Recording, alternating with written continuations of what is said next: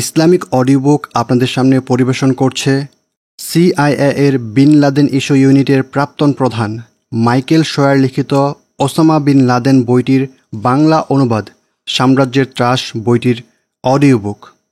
এই অডিও বুকটি তৈরি করা হয়েছে আন্তর্জাতিক সন্ত্রাসবাদের ইতিহাস, কাঠামো ও নীতিবিধি সম্পর্কে সম্পূর্ণ নিরপেক্ষ বিশ্লেষণ এবং গবেষণালব্ধ তথ্য উপস্থাপনের উদ্দেশ্যে। এতে কোনো অংশেই আমাদের চ্যানেল ইসলামিক অডিও বুক এর পক্ষ থেকে সন্ত্রাসী কর্মকাণ্ড বা উগ্রবাদের প্রশংসা, মহিমাকরণ বা উৎসাহ প্রদান করা হবে না। বাংলাদেশ সরকারের অ্যান্টি টেররিজম অ্যাক্ট 2009 সন্ত্রাসী বা উগ্রবাদী কার্যক্রমের পক্ষে কোনো ধরনের প্রচার বা মহিমাকরণ কঠোরভাবে নিষিদ্ধ, তবে ঐতিহাসিক ও নীতিনির্ভর আলোচনা আইনগতভাবে স্বীকৃত। ডিজিটাল নিরাপত্তা আইন 2018-তে অনলাইনে উগ্রবাদী প্রচারণা প্রতিরোধে প্রযোজ্য হলেও তথ্যভিত্তিক ও শিক্ষামূলক গবেষণা পর্যালোচনার ক্ষেত্রে কোনো বিশেষ বিধিনিষেধ আরোপ করে না।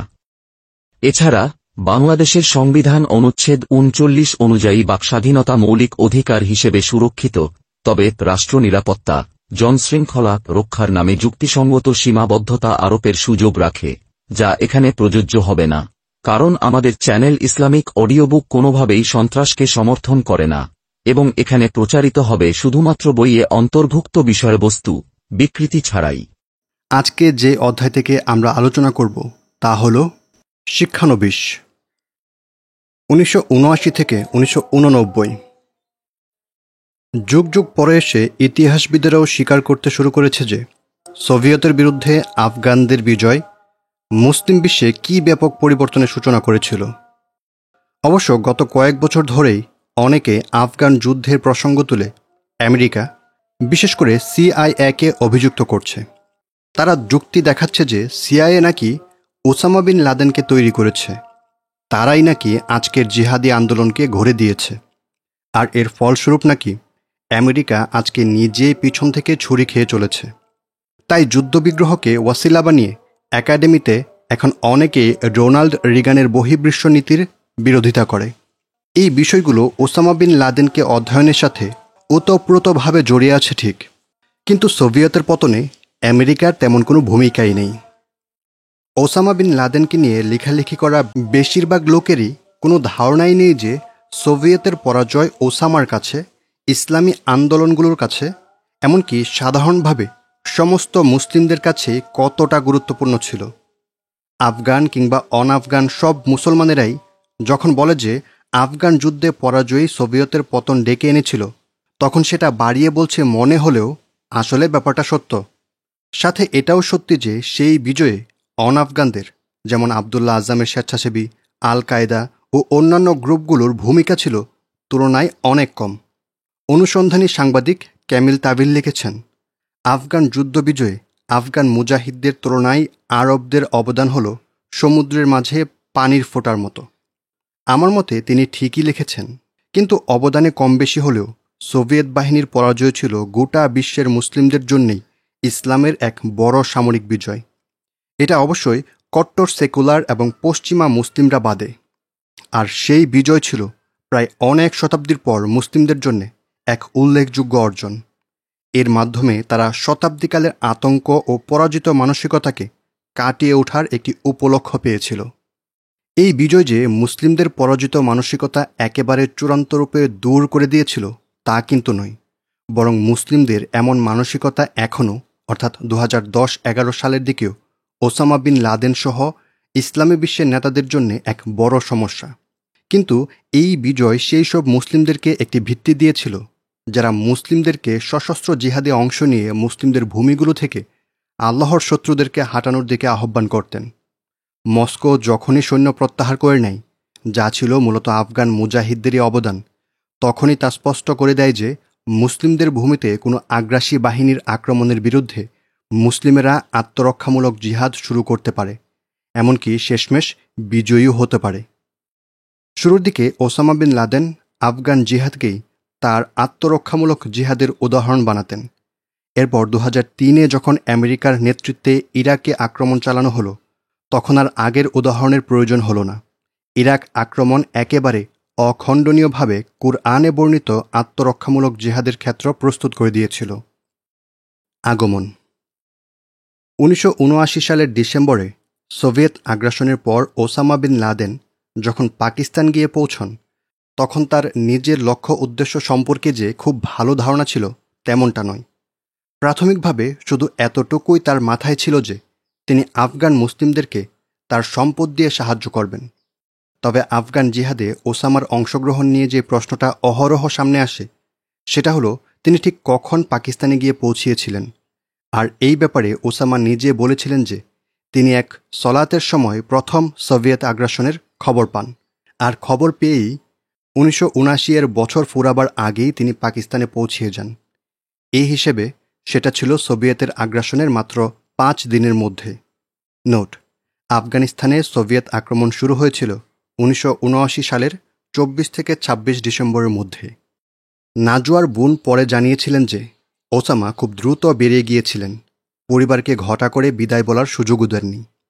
অর্থাৎ তিনি এই কয়েকদিন ভালোই দৌড়ঝাঁপ করেছিলেন, কেননা সোভিয়েত আগ্রাসন শুরু হয়েছিল 26 ডিসেম্বর। সেই হিসেবে একই বছরের মধ্যেই পাকিস্তানে পৌঁছে যাওয়ার অর্থ হল এর মধ্যেই তিনি রওনা দেওয়ার প্রাথমিক পরিকল্পনা সাজিয়েছেন, পরিবারের দোয়া নিয়েছেন, সৌদির গণ্যমান্য মুফতি এবং প্রশাসনের থেকে অনুমতি নিয়েছেন এবং সেখান থেকে করাচি আসার সমস্ত আয়োজন সম্পূর্ণ করে ফেলেছেন। আর এই ব্যাপারটা ওসামা বিন লাদেনের দৃঢ় সংকল্পের পরিচয় বহন করে। 9/11 আগের সময়টায় সাংবাদিক আহমদ জাইদানের আল কায়েদাদের নেতাদের সাথে যোগাযোগের অনুমতি ছিল। তার মতে ওসামা সোভিয়েত আক্রমণের 2 সপ্তাহের মধ্যেই পাকিস্তান পৌঁছিয়ে গিয়েছিলেন। বিভিন্ন তর্ক-বিতর্ক থাকলেও এটিই সম্ভবত সবচেয়ে নির্ভুল মত।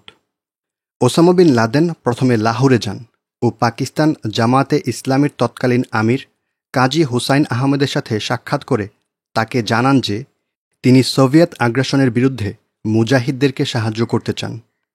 এই ব্যাপারে সন্দেহ করার কোনো অবকাশ নেই যে কাজী হুসাইন আহমদ সহ আফগান নেতা গুলুবুদ্দিন হেকমতিয়ার কিংবা আব্দুর রাসুল সাইয়াফের মতো নেতাদের কাছে ওসামার অবাধ যাতায়াত ছিল, কেননা হজ সহ বিভিন্ন উপলক্ষে ওসামার বাবা মোহাম্মদ বিন লাদেন ও তার ছেলেরা নিজেদের প্রাসাদগুলোয় যে মেহমানদারি আয়োজন করতেন, সেই সুবাদেই বিন লাদেন পরিবারের সাথে তাদের সুসম্পর্ক গড়ে উঠেছিল। বিন লাদেনের ধনসম্পদ, রাজনৈতিক প্রভাব ইত্যাদি সম্পর্কে তাদের যথেষ্ট ধারণা ছিল। তাই এই ব্যাপারটাও অবাক করার মতো নয় যে আফগান জিহাদে ওসামার প্রথম দায়িত্ব ছিল সৌদি আরবসহ উপসাগরীয় রাষ্ট্রগুলো থেকে প্রয়োজনীয় ফান্ড সংগ্রহ করে তা যথাযথভাবে বণ্টন করে দেয়া। দানশীল এবং সৈন্যদের প্রধান। পাকিস্তানে এসে পৌঁছানোর পর থেকে মোটামুটি 1984 সাল পর্যন্ত ওসামা বিন লাদেন পাকিস্তানি এবং আফগানিদের মধ্যেকার মূল খেলোয়াড়দেরকে খুঁজে বের করায় সময় ব্যয় করেছিলেন। আর এটা তিনি করেছিলেন পেশোয়ার এবং ইসলামাবাদের আশেপাশের অবস্থান করে মুজাহিদ দলগুলোকে প্রয়োজনীয় অর্থ সাহায্য করার মাধ্যমে, এবং সেই সময়ে সৌদির গোয়েন্দা সংস্থার প্রধান প্রিন্স তুর্কির সাথে একসাথে কাজ করার মাধ্যমে। স্টিভ কোল ও মেরি অ্যানা ওয়েভারের দৃষ্টিভঙ্গি হল ওসামা বিন লাদেন 1980 থেকে 1983 পর্যন্ত মোটামুটি একজন অর্থ সংগ্রাহক এবং মধ্যস্থতাকারী হিসেবেই সময় পার করেছিলেন, আর অচিরেই তিনি সেরা সৌদি যুবরাজ হিসেবে খ্যাতি লাভ করেন। এই কথাগুলো আপাতত ঠিকই আছে, কিন্তু এতটুকুই পূর্ণাঙ্গ চিত্র নয়।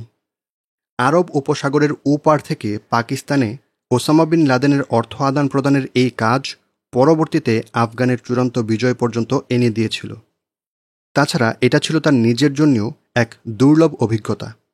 তিনি খুব সহজেই উপসাগরীয় দেশগুলোর রাজপরিবার সহ অভিজাত ব্যবসায়ীদের কাছে পৌঁছে যেতেন, আর এতে অবাক হওয়ারও কিছু নেই, কেননা তিনি নিজেই তাদের একজন ছিলেন। এই পরিবারগুলোর ছেলেদের সাথেই তিনি একসময় খেলে পড়ে বড় হয়েছিলেন। এছাড়া ওসামা যে আফগানের শরণার্থীদের প্রতি সহানুভূতি ও দয়া প্রদর্শন করতেন, আহত মুজাহিদদেরকে হাসপাতাল ও তাদের পরিবারে গিয়ে খাবার, চকলেট, টাকা পয়সা ইত্যাদি দিয়ে সাহায্য সহযোগিতা করতেন, এই ব্যাপারটা মিলে যায় তার বাবার কথা ও কাজের মধ্যে সামঞ্জস্য করার উপদেশের সাথে। কাজের সুবাদে পাকিস্তানি আলিম, ব্যবসায়ী, রাজনীতিবিদ, জেনারেলরা ছাড়াও ওসামা বিন লাদেনের সাথে আফগান মুজাহিদদের কমান্ডার, পশতুন গোত্রগুলোর প্রধান, এমনকি অন্যান্য মুসলিম দেশগুলোর গুরুত্বপূর্ণ ব্যক্তিবর্গের সাথে ভালো সম্পর্ক গড়ে ওঠে।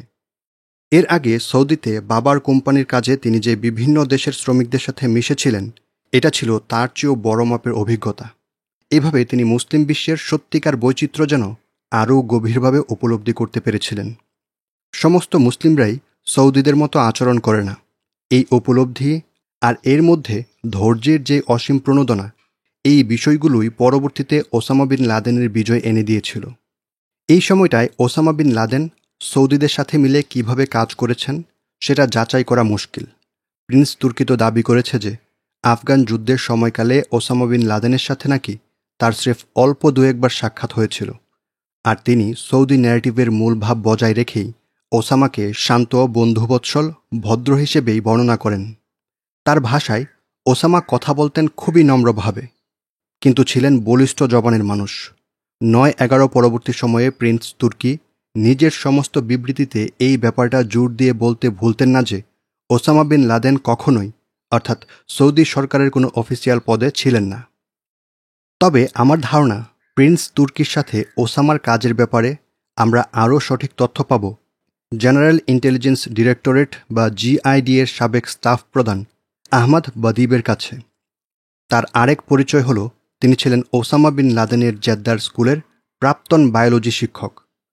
আর আহমদ বাদিবের বর্ণনা অনুযায়ী প্রিন্স তুর্কির সাথে ওসামার যে সম্পর্ক বুঝে আসে তাতে তাদের মধ্যে স্রেফ অল্প দু একবার সাক্ষাৎ হয়নি, যেমনটা তুর্কি উল্লেখ করেছিলেন, বরং ওসামার সাথে বহুবার তার বিভিন্ন গুরুত্বপূর্ণ ব্যাপারে আলাপ হয়েছিল। এছাড়াও বদিবের কাছ থেকে আরও জানা যায় যে ওসামা বিন লাদেন ইসলামাবাদে সৌদি দূতাবাসের সাথেও কাজ করেছিলেন। এছাড়া সৌদির স্বরাষ্ট্রমন্ত্রী প্রিন্স নায়েফের সাথেও সাক্ষাৎ করেছিলেন। বদিব উল্লেখ করেছিলেন যে নায়েফ ওসামাকে ভালো জানতেন আর তার আফগানদেরকে সহায়তার উদ্যোগকে প্রশংসা করতেন। এছাড়া জিআইডি থেকেও ওসামা পরামর্শ নিতেন। তিনি তার পারিবারিক ব্যবসার নির্মাণ সরঞ্জাম ব্যবহার করে মুজাহিদদের জন্য অস্ত্র সরবরাহের রাস্তা বানানো থেকে শুরু করে পাকিস্তানের দাতব্য সংস্থার জন্য বিভিন্ন ভবন, অস্থায়ী হাসপাতাল ইত্যাদি নির্মাণ করে দিয়েছিলেন। আহমদ বাদিবের স্মৃতিচারণ অনুযায়ী আমরা, অর্থাৎ জিআইডি, তার প্রতি সন্তুষ্ট ছিলাম। তিনি তো আমাদের একজনই ছিলেন। আমরা যাই চাইতাম তিনি তার সবই যথাযথভাবে করে চলেছিলেন। বদিবের উপর ওসামার ইতিবাচক প্রভাব ছিল। সেই কারণেই বদিব বলেছিলেন, তিনি আমার পছন্দের মানুষ ছিলেন আর তাকে আমি সৌদির একজন ভালো নাগরিক হিসেবেই জানতাম। বদিব এই বিষয়টা ঠিক বলেছেন যে তখনও ওসামা বিন লাদেন তার নিজ দেশ, সেখানকার ধর্মীয় ব্যক্তিবর্গ কিংবা প্রশাসনের কাছ থেকে দূরে সরে যাননি, যদিও সৌদির কিছু ব্যাপারে তিনি স্বস্তি পেতেন না, বিশেষ করে সৌদি পরিবারের নির্লজ্জ পরিমাণ দুর্নীতি। 1979-তে ইসলামপন্থীদের কাছ থেকে পবিত্র কাবা পুনর্দখল করতে গিয়ে ফরাসি সামরিক সদস্যদের সাহায্য নেয়া কিংবা পবিত্র সীমানার ভেতর রক্তপাত জায়েজ বলে ফতোয়া ইত্যাদির ব্যাপারে তিনি ভালোই অস্বস্তিতে ছিলেন। তবে আফগানিস্তানে সৌদির একজন অনুগত নাগরিক হয়েই রওনা দিয়েছিলেন আর সংঘর্ষের পুরো সময় জুড়ে অনুগত হয়েই ছিলেন। এমনকি সেই সময় তিনি সৌদি পরিবারের বিরুদ্ধে কোনোরকম অসম্মানও সহ্য করতেন না। উদাহরণস্বরূপ লেবানিজ সাংবাদিক জামাল ইসমাইল 1986-এর দিকে বলেছিলেন, কিং ফাহাদ যখন খ্রিস্টানদের ক্রুশের মতো দেখতে ব্রিটিশ সাজের এক মেডেল পরিধান করেছিলেন, তখন ওসামা বিন লাদেনের অধীনস্থ সহযোদ্ধা কিং ফাহাদকে কাফির ঘোষণা করতে চাইলে বিন লাদেন বাদ সাধেন। তিনি নাকি তখন বলেছিলেন, এইসব ব্যাপারে আলাপ করারই প্রয়োজন নেই, নিজেদের অপারেশনে মনোযোগী হও, আমি সবাইকে এই ব্যাপারে কথা বলা থেকে বিরত থাকার আদেশ দিচ্ছি। নোট: এই প্রসঙ্গে সৌদি রাজপরিবারের প্রতি ওসামা বিন লাদেনের পরিবর্তিত মনোভাব 2001 সালে তার নিজের ভাষাতেও দেখা যায়।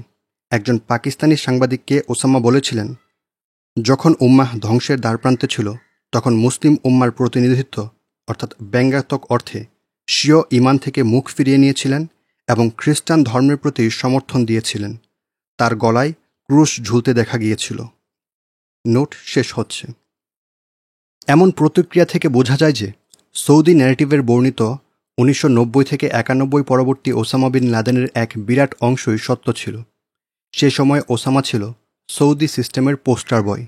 আবু মুসআব আশ-শুরি তার the Global Islamic Resistance Cell বইতে লিখেছেন, ওসামা বিন লাদেন সহ সৌদি যুবরাজদের যারাই আফগানিস্তানে এসেছিলেন তারা আসলে সৌদির সাহওয়াহ, অর্থাৎ ইসলামী সংস্কার আন্দোলন দ্বারা প্রভাবিত ছিলেন। এই হিসেবে ওসামা আর তার আরব সহযোদ্ধাদের জন্যে সৌদি রেজিমের আনুগত্য করাই ছিল স্বাভাবিক, আর সৌদির সরকারি আলিম ও মুফতিদের প্রতি তাদের সম্মানও ছিল খুবই স্বাভাবিক। শাইখ আবদুল্লাহ আজ্জামের প্রভাব। শাইখ আবদুল্লাহ ইউসুফ আজ্জাম, জন্ম 1941, মৃত্যু 1989। তিনি ফিলিস্তিনে জন্মগ্রহণ করেন। তিনি একজন শিক্ষক ছিলেন। একসময় জর্ডান মুসলিম ব্রাদারহুডের সদস্য ছিলেন এবং ইসরায়েলের বিরুদ্ধে জিহাদ করেছিলেন। মিশরের আল আজহার ইউনিভার্সিটি থেকে তিনি ডক্টরেট ডিগ্রি অর্জন করেন।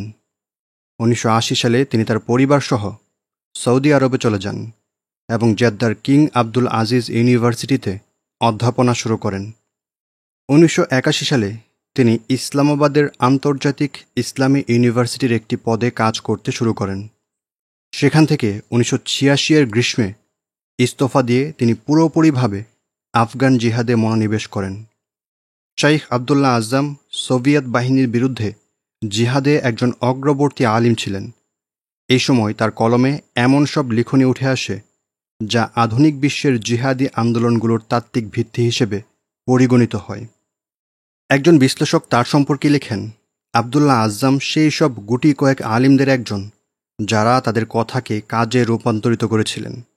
ওসামা বিন লাদেনের উপর যেই 6 জন ব্যক্তিত্বের সবচেয়ে বেশি প্রভাব পড়েছিল তারা হলেন রাসূল মুহাম্মদ সাল্লাল্লাহু আলাইহি ওয়াসাল্লাম, ইমাম ইবনু তাইমিয়া, সালাউদ্দিন আইয়ুবী, ওসামার বাবা মোহাম্মদ বিন লাদেন, শাইখ আবদুল্লাহ আজ্জাম এবং তালিবানদের আমির Mulla Umar রাহিমাহুমুল্লাহ।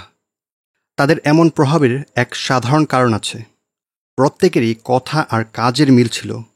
Osama bin Laden নিজে লিখেছেন, খুবই অল্প সংখ্যক আলিম তাদের কথার সাথে কাজের মিল রেখে মুজাহিদদের সাথে যোগ দেওয়ার এই ফরজিয়াত আদায়ে এগিয়ে এসেছিলেন। উম্মার সম্মানিত আলিমগণের মধ্যে যেই মানুষটি সত্যিকার অর্থেই বিষয়টি আমলে নিয়েছিলেন তিনি হলেন শাইখ আবদুল্লাহ আজ্জাম। আল্লাহ তাকে এবং তার 2 ছেলেকে শহীদ হিসেবে কবুল করুন। পরবর্তী সময়ে ওসামা সৌদির আলিমদেরকে এই কারণেও সমালোচনা করতেন যে তারা যুবকদের সোভিয়েতের বিরুদ্ধে জিহাদে যেতে উদ্বুদ্ধ করলেও নিজেরা তাতে অংশীদার হতে ব্যর্থ হয়েছিলেন। ওসামা বলতেন যে তারা ভীত সন্ত্রস্ত ছিলেন, এমনকি রাশিয়ানদেরকে অপরাজেয় মনে করতেন। 2006 সালে ওসামা লেখেন, প্রায় 20 বছর আগে আমি আমাদের অর্থাৎ সৌদি আরবের আলিম এবং শাইখদের কাছে গিয়ে গিয়ে তাদেরকে ঘর থেকে বের হতে বলতাম, তাদেরকে আফগান জিহাদে শরিক হতে বলতাম। তাদের অনেকেই অনেক রকম অজুহাত পেশ করতেন। কারো কারো কথাবার্তা আমার এখনও মনে আছে। কেউ কেউ এমন বলেছিলেন যে, ওসামা, তোমরা আল্লাহর পক্ষ থেকে রহমতে ভরপুর হয়ে এগিয়ে যাও, তুমি যা যা বলছো সেটাই সত্য, সেটাই প্রকৃত পথ। কিন্তু দেখো বাবা, আমরা এই পথে অভ্যস্ত না, আমাদের অন্তরে ভয় আছে। আসলে মানুষের অজানা বিষয়ই তার সবচেয়ে বড় শত্রু। তারা অর্থাৎ সৌদির তৎকালীন আলিমেরা জিহাদে অভ্যস্ত ছিলেন না, কারণ এটা এমনই অবহেলিত ফরজিয়াত হয়ে গিয়েছিল যেই ব্যাপারে মানুষদের মধ্যে দায়িত্বশীলরাই অর্থাৎ আলিমেরাই যুগ যুগ ধরে পিছু হটে থেকেছেন। ওসামা বিন লাদেন হয়তো শাইখ আবদুল্লাহ আজ্জামের সাথে আফগানের যুদ্ধের আগে তার কিং আবদুল আজিজ বিশ্ববিদ্যালয়ে থাকাকালীন সময়ে সাক্ষাৎ করেছিলেন, কিন্তু এই ব্যাপারে কোনো শক্ত প্রমাণ পাওয়া যায় না। আবদুল্লাহ আজ্জামের ছেলে হুজাইফা অবশ্য দাবি করেছিলেন যে 1984 হজ্জের মৌসুমে জেদ্দায় সর্বপ্রথম ওসামা আর তার বাবার সাক্ষাৎ হয়, আর তখন থেকেই তারা খুব ভালো বন্ধুতে পরিণত হন।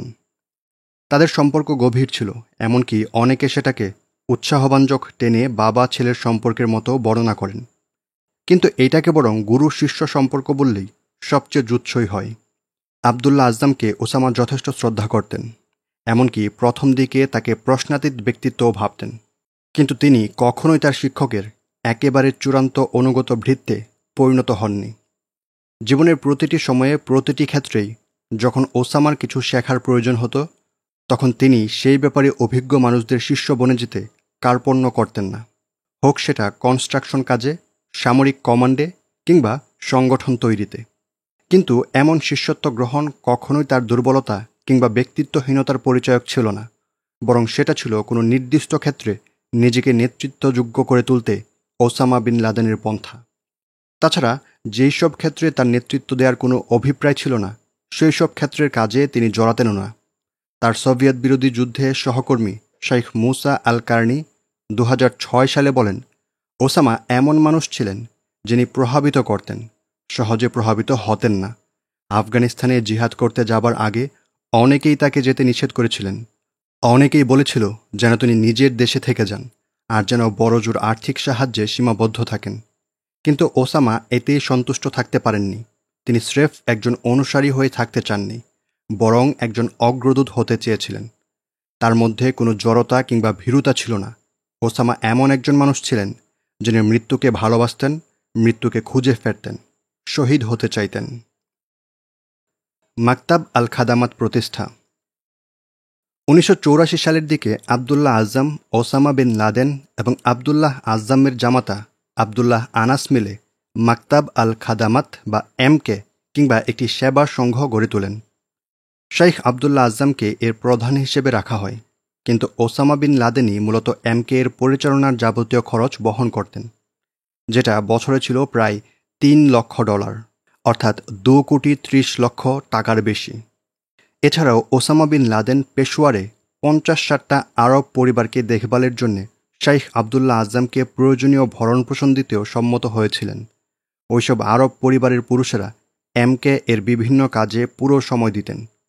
সংস্থাটির নেতারা সামরিক প্রশিক্ষণ, লজিস্টিক্স, যাতায়াত ইত্যাদির জন্য পৃথক বেশ কয়েকটি ডিপার্টমেন্টও প্রতিষ্ঠা করেছিলেন, যাতে করে সংস্থার যাবতীয় কাজকর্ম সুচারুভাবে পরিচালনা করা যায়। কিন্তু এত কিছু সত্ত্বেও কিছু লেখকের মতে এমকে এর প্রাতিষ্ঠানিক কাজকর্ম নাকি ছিল অনেকটাই ছন্নছায়া, বিক্ষিপ্ত ধরনের। মিশরীয় সাংবাদিক আইসাম দারাজ বলেছেন যে এক পর্যায়ে এমকে এর পরিচালনা উন্নত করতে ওসামা বিন লাদেন পেশোয়ারে স্থায়ীভাবে থাকার জন্য একটি বাড়ি নিয়েছিলেন। এছাড়া আফগানিস্তানে হওয়া যুদ্ধের কাছাকাছি থাকাও ছিল তার উদ্দেশ্য। এমকে আসলে ছিল অলাভজনক ধরনের একটি বহুমুখী সংস্থা। এটি সর্বপ্রথমে আফগানিস্তানে এবং পাকিস্তানে কাজ শুরু করলেও সময়ের সাথে সাথে এর পরিধি পুরো মুসলিম বিশ্বে, এমনকি ইউরোপ এবং আমেরিকা পর্যন্তও পৌঁছিয়ে যায়। সংস্থাটির দক্ষিণ এশিয়ার বাইরের শাখাগুলোর কাজ ছিল মূলত ফান্ড এবং জনবল সংগ্রহ করে আফগানিস্তানের সম্মুখ ময়দানে পৌঁছিয়ে দেয়া, আর এটির পাকিস্তানের শাখাগুলোর কাজ ছিল বিভিন্ন স্থান থেকে আগত মুসলিম স্বেচ্ছাসেবীদেরকে বরণ করে নেয়া এবং কোনো একটি কাজে নিযুক্ত করার আগ পর্যন্ত তাদের থাকা খাওয়া ইত্যাদি চালিয়ে যাওয়া। স্বেচ্ছাসেবীদের কাউকে কাউকে সামরিক কাজে নিয়োগ দেয়া হতো এবং প্রশিক্ষণের জন্য আফগানিস্তানের বিভিন্ন ময়দানে পাঠানো হতো। সহসাই তারা মূল বাহিনীতে জায়গা করে নিত। বেশিরভাগ সময়েই সেটা হতো গুলুবুদ্দিন হেকমতিয়ার কিংবা আব্দুর রাসুল সাইয়াফের বাহিনীতে। অন্যদেরকে এমকে এর বিভিন্ন স্তরের মানবতামূলক কর্মকাণ্ডে নিয়োগ দেওয়া হতো। সেসব কর্মকাণ্ডের মধ্যে ছিল আহত মুজাহিদদের ক্লিনিকের স্টাফের দায়িত্ব, শরণার্থী ক্যাম্পগুলো থাকার জায়গা বানানো, তাদেরকে সেবা দেয়া, বাচ্চাদের জন্য মাদ্রাসা প্রতিষ্ঠা করা ইত্যাদি। এমকে এর যাবতীয় কর্মকাণ্ড সংস্থাটির প্রতিষ্ঠাতা 3 জনকে পাকিস্তানে ঠিক কতজন অনাফগান মুসলিম আসছে এবং তারা কোথায় কিভাবে রয়েছে এই সমস্ত ব্যাপারে একেবারে স্বচ্ছ ধারণা দিয়েছিল। তাছাড়া আবদুল্লাহ আজম এবং ওসামা বিন লাদেন এমকে এর উপকরণ গোটা মুসলিম বিশ্বে আফগান জিহাদের প্রচারণা ও প্রোপাগান্ডা চালাতে এবং মুসলিমদের মানসপটে আফগান যুদ্ধকে সদা জাগ্রত করে রাখতেও ব্যবহার করেছিলেন। আবদুল্লাহ আজম নিজেই ছিলেন এমকে এর আফগান প্রোপাগান্ডার এক গুরুত্বপূর্ণ সম্পদ, আর তিনি গোটা পৃথিবীর দর্শকদের জন্য প্রচুর সময় ও শ্রম ব্যয় করে সোভিয়েত বর্বরতার বিরুদ্ধে আফগানদের কষ্টগাথা বর্ণনা করেছিলেন, অর্থ জোগাড় করে এনেছিলেন এবং অসংখ্য যুবকদের জিহাদে যুক্ত করেছিলেন। তাছাড়া তিনি আফগানদের রক্ষণাত্মক সেই যুদ্ধে প্রত্যেক মুসলিমের অংশগ্রহণই যে ফরজে আইন হয়ে গিয়েছে তার তাত্ত্বিক দলিল ও ব্যাখ্যা বর্ণনা করেছিলেন। আবদুল্লাহ আজম আমেরিকা সহ বিশ্বের কোনায় কোনায় সফর করেছিলেন। 1984 থেকে 1989 এর মধ্যে আমেরিকাতেই তিনি এমকে এর 52টা অফিস খুলে ফেলেছিলেন। পরবর্তী সময়গুলোই ওসামা বিন লাদেন তার ছেলেদেরকে বলতেন, শাইখ আবদুল্লাহ আজম ছিলেন একজন শ্রেষ্ঠ সমন্বয়ক। পুরো পৃথিবী জুড়ে তিনি সভা সমাবেশ করে বেড়াতেন, আর আফগানের জন্য অর্থ সংগ্রহ থেকে শুরু করে মুসলিম যুবকদের নিয়োগ সমস্ত কিছু আঞ্জাম দিতেন। ওসামা তাদেরকে আরও বলতেন যে আবদুল্লাহ আজম ছিলেন এমন একজন মানুষ যার কথা এবং কাজের কোনো অমিল ছিল না। যুবকদেরকে জিহাদে নিযুক্ত করার সফর থেকে ফিরে তিনি নিজেই ময়দানে একেবারে সামনের সারিতে যুদ্ধে ঝাঁপিয়ে পড়তেন। এই ধরনের উদ্বুদ্ধকরণের কাজগুলো ওসামা বিন লাদেন নিজেও করতেন, তবে তার কার্যক্রমকে মোটামুটি পাকিস্তান এবং আরব উপসাগরীয় দেশগুলোর মধ্যে সীমাবদ্ধ রাখতে দেখা যায়। এছাড়া আবদুল্লাহ আজমের জনপ্রিয় আল জিহাদ নামক মাসিক ম্যাগাজিনের প্রকাশনা ও প্রচারণাতেও ওসামা অর্থায়ন করে সাহায্য করেছিলেন। আল জিহাদ ম্যাগাজিনটি সর্বপ্রথম প্রকাশিত হয়েছিল 1984 এর শেষের দিকে, আর এটি ছিল এর আগের ম্যাগাজিন আল মুজাহিদের উত্তরসূরি। এমকে থেকে প্রতি মাসে আল জিহাদ ম্যাগাজিনটির প্রায় 70,000 কপি প্রিন্ট করা হতো। এটাই বোধহয় ছিল সেই সময় যখন থেকে ওসামা বিন লাদেন আধুনিক মিডিয়া ব্যবহার করে মুজাহিদদেরকে সহায়তা করার ব্যাপারটির গুরুত্ব নিয়ে ভাবতে শুরু করেছিলেন। তাছাড়া ইসলামের ইতিহাসের সাথে তার পূর্ব পরিচিতির কারণে জিহাদের লক্ষ্য অর্জনে মিডিয়ার ভূমিকার ব্যাপারে তিনি ভালোই অবগত ছিলেন। পরবর্তীতে বছরের পর বছর ধরে ওসামা বিন লাদেনকে তার বন্ধু এবং শত্রু উভয় দলের কাছ থেকেই তার বাহ্যিক মিডিয়া প্রীতির কারণে নানান কটু কথা শুনতে হয়। তার মিডিয়া কার্যক্রম দেখে ব্যাহত মনে হতো তিনি লাইমলাইটে থাকতে চান। কিন্তু এই ধরনের সমালোচনা আসলে ইসলামী ইতিহাসের জ্ঞান ও ঐতিহ্য বিবর্জিত। উদাহরণস্বরূপ, ইসলাম পূর্ব যুগেও তো আরব বিশ্বে কাব্য কিংবা কবিতা ছিল জনপ্রিয় এবং সম্মানিত মিডিয়ার মাধ্যম। আর ইসলাম আসার পর এই আবেদন আরও বেড়ে গিয়েছিল, কেননা কুরআন এবং সুন্নাহ দুটোরই কাব্যিক মাধুর্য মুসলিম অমুসলিম সমস্ত আরবদেরকেই রীতিমতো বিমোহিত করে রেখেছিল। ইসলামী ইতিহাসের উপযুক্ত ছাত্র হয় আবদুল্লাহ আজ্জাম এবং ওসামা বিন লাদেন মিডিয়াকে দেখেছিলেন রাসূল মুহাম্মদ সাল্লাল্লাহু আলাইহি ওয়াসাল্লাম এবং সালাউদ্দিন আল আইয়ুবির দৃষ্টিতে। রিচার্ড গ্যাব্রিয়েল লেখেন, মুহাম্মদ সাল্লাল্লাহু আলাইহি ওয়াসাল্লাম অনিয়মিত মন ও মস্তিষ্কের জন্যে মিডিয়া ও প্রোপাগান্ডার গুরুত্ব বুঝেছিলেন। তিনি নিজের বার্তাগুলোকে প্রকাশ্য এবং ব্যাপক করে দিতে বদ্ধপরিকর ছিলেন। অধিকাংশ পড়াশোনা না জানা আরবে মুহাম্মদ সাল্লাল্লাহু আলাইহি ওয়াসাল্লাম সুকৌশলে রাজনৈতিক প্রোপাগান্ডা বুনেছিলেন। আরবের শ্রেষ্ঠ কবিদেরকে ভাড়া করে তিনি নিজের প্রশংসা করাতেন এবং প্রতিপক্ষকে ঘায়েল করতেন। যখন যে আসমানি ওহী পাবার দাবি তিনি করতেন, সাথে সাথেই তা সবার কাছে ছড়িয়ে দিতেন। নতুন ইসলামী ব্যবস্থার রূপরেখা এবং জান্নাতের ব্যাপার তার অনুসারীদের কাছে জীবন্ত রাখতে তিনি সবসময় প্রকাশ্যেই থাকতেন। মূর্তি ও প্রকৃতি পূজারীদেরকে নিজের আনিত ধর্মবিশ্বাসে দীক্ষিত করতে বিভিন্ন গোত্রে দলে মুহাম্মদ সাল্লাল্লাহু আলাইহি ওয়াসাল্লাম মিশনারি পাঠাতেন। এই সুযোগে কখনো কখনো পূজারীদেরকে লিখতে পড়তেও শেখাতেন। নোট: ওরিয়েন্টালিস্ট ইতিহাসবিদ রিচার্ড গ্যাব্রিয়েলের বক্তব্যে ইসলাম এবং রাসূলুল্লাহ সাল্লাল্লাহু আলাইহি ওয়াসাল্লাম সম্পর্কে সত্য মিথ্যার মিশেলে জগা খিচুড়ি বক্তব্য এসেছে। এমনকি তার উপস্থাপনা তো রীতিমতো ধর্মপ্রাণ মুসলিমদের অনুভূতিতে আঘাত দেওয়ার মতো অবস্থায় পৌঁছিয়ে গিয়েছে। রাসূলুল্লাহ সাল্লাল্লাহু আলাইহি ওয়াসাল্লাম সর্বদা আল্লাহর নির্দেশেই তার দাওয়াতি কার্যক্রম পরিচালনা করেছেন। ওহী পাবার প্রথম দিকে তো তিনি সাল্লাল্লাহু আলাইহি ওয়াসাল্লাম প্রকাশ্যে দাওয়াতি দিতেন না। কেবলমাত্র আল্লাহর পক্ষ থেকে আদেশপ্রাপ্ত হয়েই তিনি প্রকাশ্যে দাওয়াতি কার্যক্রম শুরু করেছিলেন।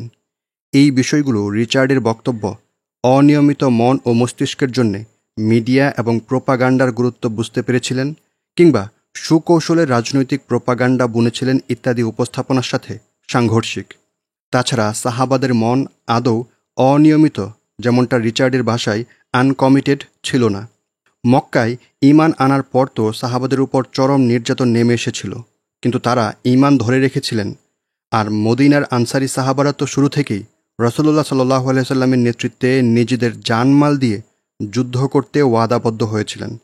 আর পুরো মাদানী জীবন জুড়েই সেই ওয়াদায় তারা অবিচল ছিলেন। আর যাই হোক, সাহাবারা কোশ্চিনকালেও অনিয়মিত মস্তিষ্কের ছিলেন না, রাদিয়াল্লাহু আনহুম। তৎকালীন আরবের শ্রেষ্ঠ মিডিয়া কবিতার গুরুত্ব রাসূলুল্লাহ সাল্লাল্লাহু আলাইহি ওয়াসাল্লাম বুঝতেন এবং সেই জন্যে কবিতা জানা সাহাবাদেরকে মিডিয়া যুদ্ধে ব্যবহার করতেন। এর অসংখ্য প্রমাণ সিরাতে রয়েছে। কিন্তু এই সমস্ত ব্যাপার প্রমাণ করতে গিয়ে ওরিয়েন্টালিস্টদের বক্তব্যকে দলিল বানানো মানে হল সত্যের সাথে মিথ্যা মিশিয়ে উপস্থাপন। পশ্চিমা লেখকদের কাছ থেকে ওরিয়েন্টালিস্টদের উদ্ধৃতি স্বাভাবিক ব্যাপার হলেও সাধারণ মুসলিমদের উচিত এই ব্যাপারগুলোই সাবধানতা অবলম্বন করা। আপনারা যদি ওরিয়েন্টালিস্ট সম্পর্কে জানতে চান, তাহলে ওরিয়েন্টালিজমের প্রথম পাঠ ডক্টর মুস্তাফা সিবাই লিখিত বইটির অডিও বুক আপনারা পেয়ে যাবেন আমাদের ইসলামিক অডিও বুকে।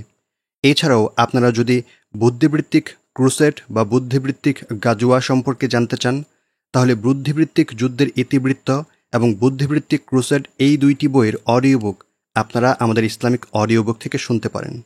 নোট শেষ হচ্ছে। ক্রুসেড যুদ্ধ চলাকালীন সময়েও নুরউদ্দিন জঙ্গি এবং তার উত্তরসূরি সালাউদ্দিন আল আইয়ুবি রাসূলুল্লাহ সাল্লাল্লাহু আলাইহি ওয়াসাল্লামের উদাহরণের উপর আমল করে উন্নত মানের তথ্যজাল তৈরি করেছিলেন। আমিন মালুফ লিখেছেন, নুরউদ্দিন তার অভিযানগুলো পরিচালনার জন্য মনস্তাত্ত্বিক অনুপ্রেরণার ব্যাপারটা ভালো রকমেরই রপ্ত করেছিলেন। নুরউদ্দিন অনেক আলিম এবং ধর্মীয় নেতাদেরকে তার দলে বিরিয়ে সাধারণের মন জয় করে নিতেন। এই কারণে আরবের নেতৃবৃন্দও তার সাথে যোগ দিতে বাধ্য হতো। মালফের ভাষায় নুরউদ্দিন তার প্রোপাগান্ডা বাহিনীকে নিজে তত্ত্বাবধান করতেন। তিনি কবিতা, চিঠি, বই লিখিয়ে নিতেন, আর সেইগুলো এমন এমন সময় বেছে প্রচার করতেন যখন সেগুলো থেকে সবচেয়ে বেশি ফায়দা লাভ করা যায়। সালাউদ্দিন এসে তার জিহাদকেও সামরিক এবং মিডিয়া প্রোপাগান্ডা উভয় ক্ষেত্রেই জারি রেখেছিলেন। উদাহরণস্বরূপ 1187 সালের 2রা অক্টোবর, যেই দিনটায় সালাউদ্দিন জেরুজালেম দখলে নিয়েছিলেন, প্রফেসর জেফরি হিন্ডলির বর্ণনা অনুযায়ী সেই দিনেও নাকি সুলতানের মন্ত্রিসভার লেখক ও মুফতিরা মুসলিম বিশ্বের কোনায় কোনায় জেরুজালেম বিজয়ের বার্তা লিখে পাঠানোর কাজে ব্যস্ত সময় পার করছিলেন। নোট: নুরউদ্দিন তার জিহাদকে সমর্থন করার জন্যে প্রোপাগান্ডা মেশিনকে কিভাবে দক্ষতার সাথে ব্যবহার করেছিলেন তা বর্ণনা করার জন্যে প্রফেসর হিন্ডলি একটি পুরো অধ্যায়কে উৎসর্গ করেছেন। নোট শেষ হচ্ছে। এবং পরিশেষে আবদুল্লাহ আজ্জাম এবং ওসামা বিন লাদেন তাদের সময়ে যেই মাত্রায় বিরোধী প্রোপাগান্ডার শিকার হয়েছিলেন, তেমনটা রাসূলুল্লাহ সাল্লাল্লাহু আলাইহি সাল্লাম, নুরউদ্দিন কিংবা সালাউদ্দিন হননি। নোট: ভিত্তিহীন পর্যায়ের কথা। আল্লাহর রাসূল সাল্লাল্লাহু আলাইহি ওয়াসাল্লাম, নুরউদ্দিন জিনকি এবং সালাউদ্দিন আল আইয়ুবী সকলেই নিজ নিজ সময়ের হিসেবে সর্বোচ্চ বিরোধী প্রোপাগান্ডার সাথে লড়েছেন। মিডিয়া প্রোপাগান্ডার মাত্রা কেবল প্রযুক্তিগত উৎকর্ষতা দিয়ে মাপার কারণেই হয়তো এমন ভুল বক্তব্য এসেছে। নোট শেষ হচ্ছে। তাই তাদেরকে মুসলিম জাতির দখল হয়ে যাওয়া ভূমিগুলো উদ্ধার এবং আল্লাহর রাহে জিহাদ চালিয়ে যাওয়ার ব্যাপারে সফল হতে মুসলিম রাষ্ট্রগুলোর সরকারি দালাল মিডিয়ার বিরুদ্ধে মিডিয়া যুদ্ধে অবতীর্ণ হতে হয়েছিল। বলাই বাহুল্য, তখনও বিভিন্ন মুসলিম রাষ্ট্রগুলোর সরকারি মিডিয়া মুজাহিদদের বিরুদ্ধে মিডিয়া প্রোপাগান্ডা চালাত। রিয়াদ থেকে কায়রো হয়ে আলজেরিয়া, মুসলিম বিশ্বের সমস্ত জায়গাতেই রাষ্ট্রায়ত্ত মিডিয়া, সেন্সরশিপ অফিস এবং আলিমদেরকে নিজেদের করালগ্রস্ত করে শাসকেরা সবসময় সেসবই প্রচার করেছে যা তাদের মর্জি মাফিক হয়। ওসামা বিন লাদেন বলেছিলেন, এই সমস্ত মিডিয়া তো শাসকদের গুণগান করতে, উম্মাহকে ঘুম পাড়িয়ে রাখতে এবং ইসলামের শত্রুদের পরিকল্পনা বাস্তবায়ন করতেই নিজেদের সব শক্তি ব্যয় করে। শুধু তাই নয়, ওসামা পশ্চিমা মিডিয়াকে সবগুলোর চেয়েও প্রভাব বিস্তারকারী মনে করতেন। আমেরিকা পুরো মিডিয়াকে কুক্ষিগত করে ফেলেছে। ওরা মিডিয়ার বিপুল পরিমাণ প্রভাবকে নিজেদের যখন যেভাবে খুশি কাজে লাগিয়ে একটি ডাবল স্ট্যান্ডার্ড বজায় রাখার সক্ষমতা পেয়েছে। অতএব আবদুল্লাহ আজ্জাম এবং ওসামা বিন লাদেন উভয়ে জানতেন যে তারাও প্রচার মাধ্যম ব্যবহার না করলে আপাময় মুসলিমদের কাছে তাদের বার্তা কখনো পৌঁছাবে না। শাইখ আবদুল্লাহ আজ্জামকে তো 1989 নভেম্বরে বোমা বিস্ফোরণ করে হত্যা করা হয়। ইন্টারনেটের যুগ এসেছিল তারপরে, আর ইন্টারনেট এসে ওসামা বিন লাদেন সহ অন্যান্য ইসলামী নেতৃবৃন্দকে বিভিন্ন দেশের প্রশাসনে পেতে রাখা মিডিয়া সেন্সরের ফাঁদ ছিঁড়ে ফেলার সুযোগ করে দেয়। অবশ্য বেশ কয়েকটি প্রশাসন, বিশেষ করে কায়রো এবং রিয়াদ, সর্বাত্মক চেষ্টা করে প্রশাসন বিরোধী প্রচারণার পথ রুদ্ধ করার সিস্টেম গড়ে তোলে, আর যারাই এমন সব প্রচারণায় অংশ নেয় তাদেরকে চিহ্নিত করে নির্যাতন নিষ্পেষণ চালিয়ে দমন করে। ওসামা বিন লাদেন সেসব আলিমদেরকে সবচেয়ে বেশি অপছন্দ করতেন যারা আরবের জুলুমবাজ শাসকদের প্রশংসা করে খুতবা দিত, জিহাদ বর্তমানে প্রযোজ্য নয় বলে বেড়াত এবং মুজাহিদদেরকে হ্যাও করত। এমন সব আলিমেরা কিন্তু সবসময় ছিল, কিন্তু ইসলামী ইতিহাসের প্রথম দিকে গণমাধ্যমের অপ্রতুলতার কারণে তাদের বিকৃত বার্তা সবসময় সীমিত আকারেই থাকত। ওসামার ব্যাখ্যা মতে, কিন্তু আজকের যুগে তথ্য প্রযুক্তির উৎকর্ষের কারণে সেই সব বিকৃতি খুব সহজেই গোটা উম্মার কাছে পৌঁছে যেতে পারে। আর তাছাড়া আজকের মিডিয়া তো প্রত্যেক ঘরে ঘরেই প্রবেশ করে ফেলেছে, কেউ এর থেকে রক্ষা পায়নি। নোট শেষ। মিডিয়া যুদ্ধের ব্যাপারে ওসামা আসলে নিজের অবস্থান একেবারেই স্পষ্ট করে দিয়েছিলেন। নোট: অর্থাৎ ওসামা বিন লাদেন তার মিডিয়া ফোকাস করা মানসিকতার কারণে যেসব সমালোচনা এসেছিল সেই সবের ব্যাপারে নিজের অবস্থান শুরু থেকেই স্পষ্ট করে রেখেছিলেন। নোট শেষ। বরং সত্য হলো, সৌদি সরকার যেই মাত্রায় মিডিয়াকে নিয়ন্ত্রণ করতে চাইত, সেই তিক্ত অভিজ্ঞতা থেকেই ওসামা বিন লাদেন মিডিয়া কার্যক্রমকে এতটা গুরুত্ব দিয়েছিলেন। 90-এর দশকের মাঝামাঝি সময়ে সুদান থেকে সৌদির একজন আলিমের কাছে লেখা চিঠিতে তিনি স্বীকার করেছিলেন যে বিদেশে আসার আগ পর্যন্ত তিনি সৌদির তথ্য বিকৃতির মাত্রা বুঝতে পারেননি। জেদ্দায় থাকতে তিনি সৌদি পরিবারের প্রকাশ্যে সমালোচনা করেননি, কারণ তাদের ধোঁকা সম্পর্কে তার তেমন ধারণা আসলে ছিল না। সৌদিদেরকে বাহ্যিকভাবে দেখে শরিয়াহ আইনের কিয়দাংশ বাস্তবায়ন করছে, 2 পবিত্র ভূমির দেখভাল করছে, দাওয়াতি কাজ চালাচ্ছে এমনটা মনে হলেও ওরা আসলে নিজেদের সেকুলার রূপটা জনগণ থেকে সবসময় আড়ালে রাখতে সক্ষম হয়েছিল। সৌদি রাজ্যের ধোঁকা আরও শক্তিশালী হয়ে উঠেছিল আধুনিক মিডিয়া যন্ত্র এবং বড় বড় ইলমি প্রতিষ্ঠানগুলোর উপর আধিপত্য বিস্তারের মাধ্যমে। এই 2টি মাধ্যম সাধারণের মনে সৌদি সরকারকে মুসলিমদের যোগ্য নেতৃত্ব, দ্বীনের রক্ষাকর্তা ইত্যাদি রূপে চিত্রায়ন করতে চেষ্টা কোনো প্রকার কমতি রাখেনি। এই সমস্ত ধোঁয়াশার মধ্যে আমরা সৌদি প্রশাসনের আসল চেহারাটা কখনোই চিনতে পারিনি। জাজিরাতুল আরবে বসবাস করা যে কেউই আমাদের উল্লেখিত এই বাস্তবতা সম্পর্কে ভালো বুঝতে পারবে। ওসামা বিন লাদেন এমকেতে এক গুরুত্বপূর্ণ ভূমিকা পালন করেছিলেন, বিশেষ করে আর্থিকভাবে।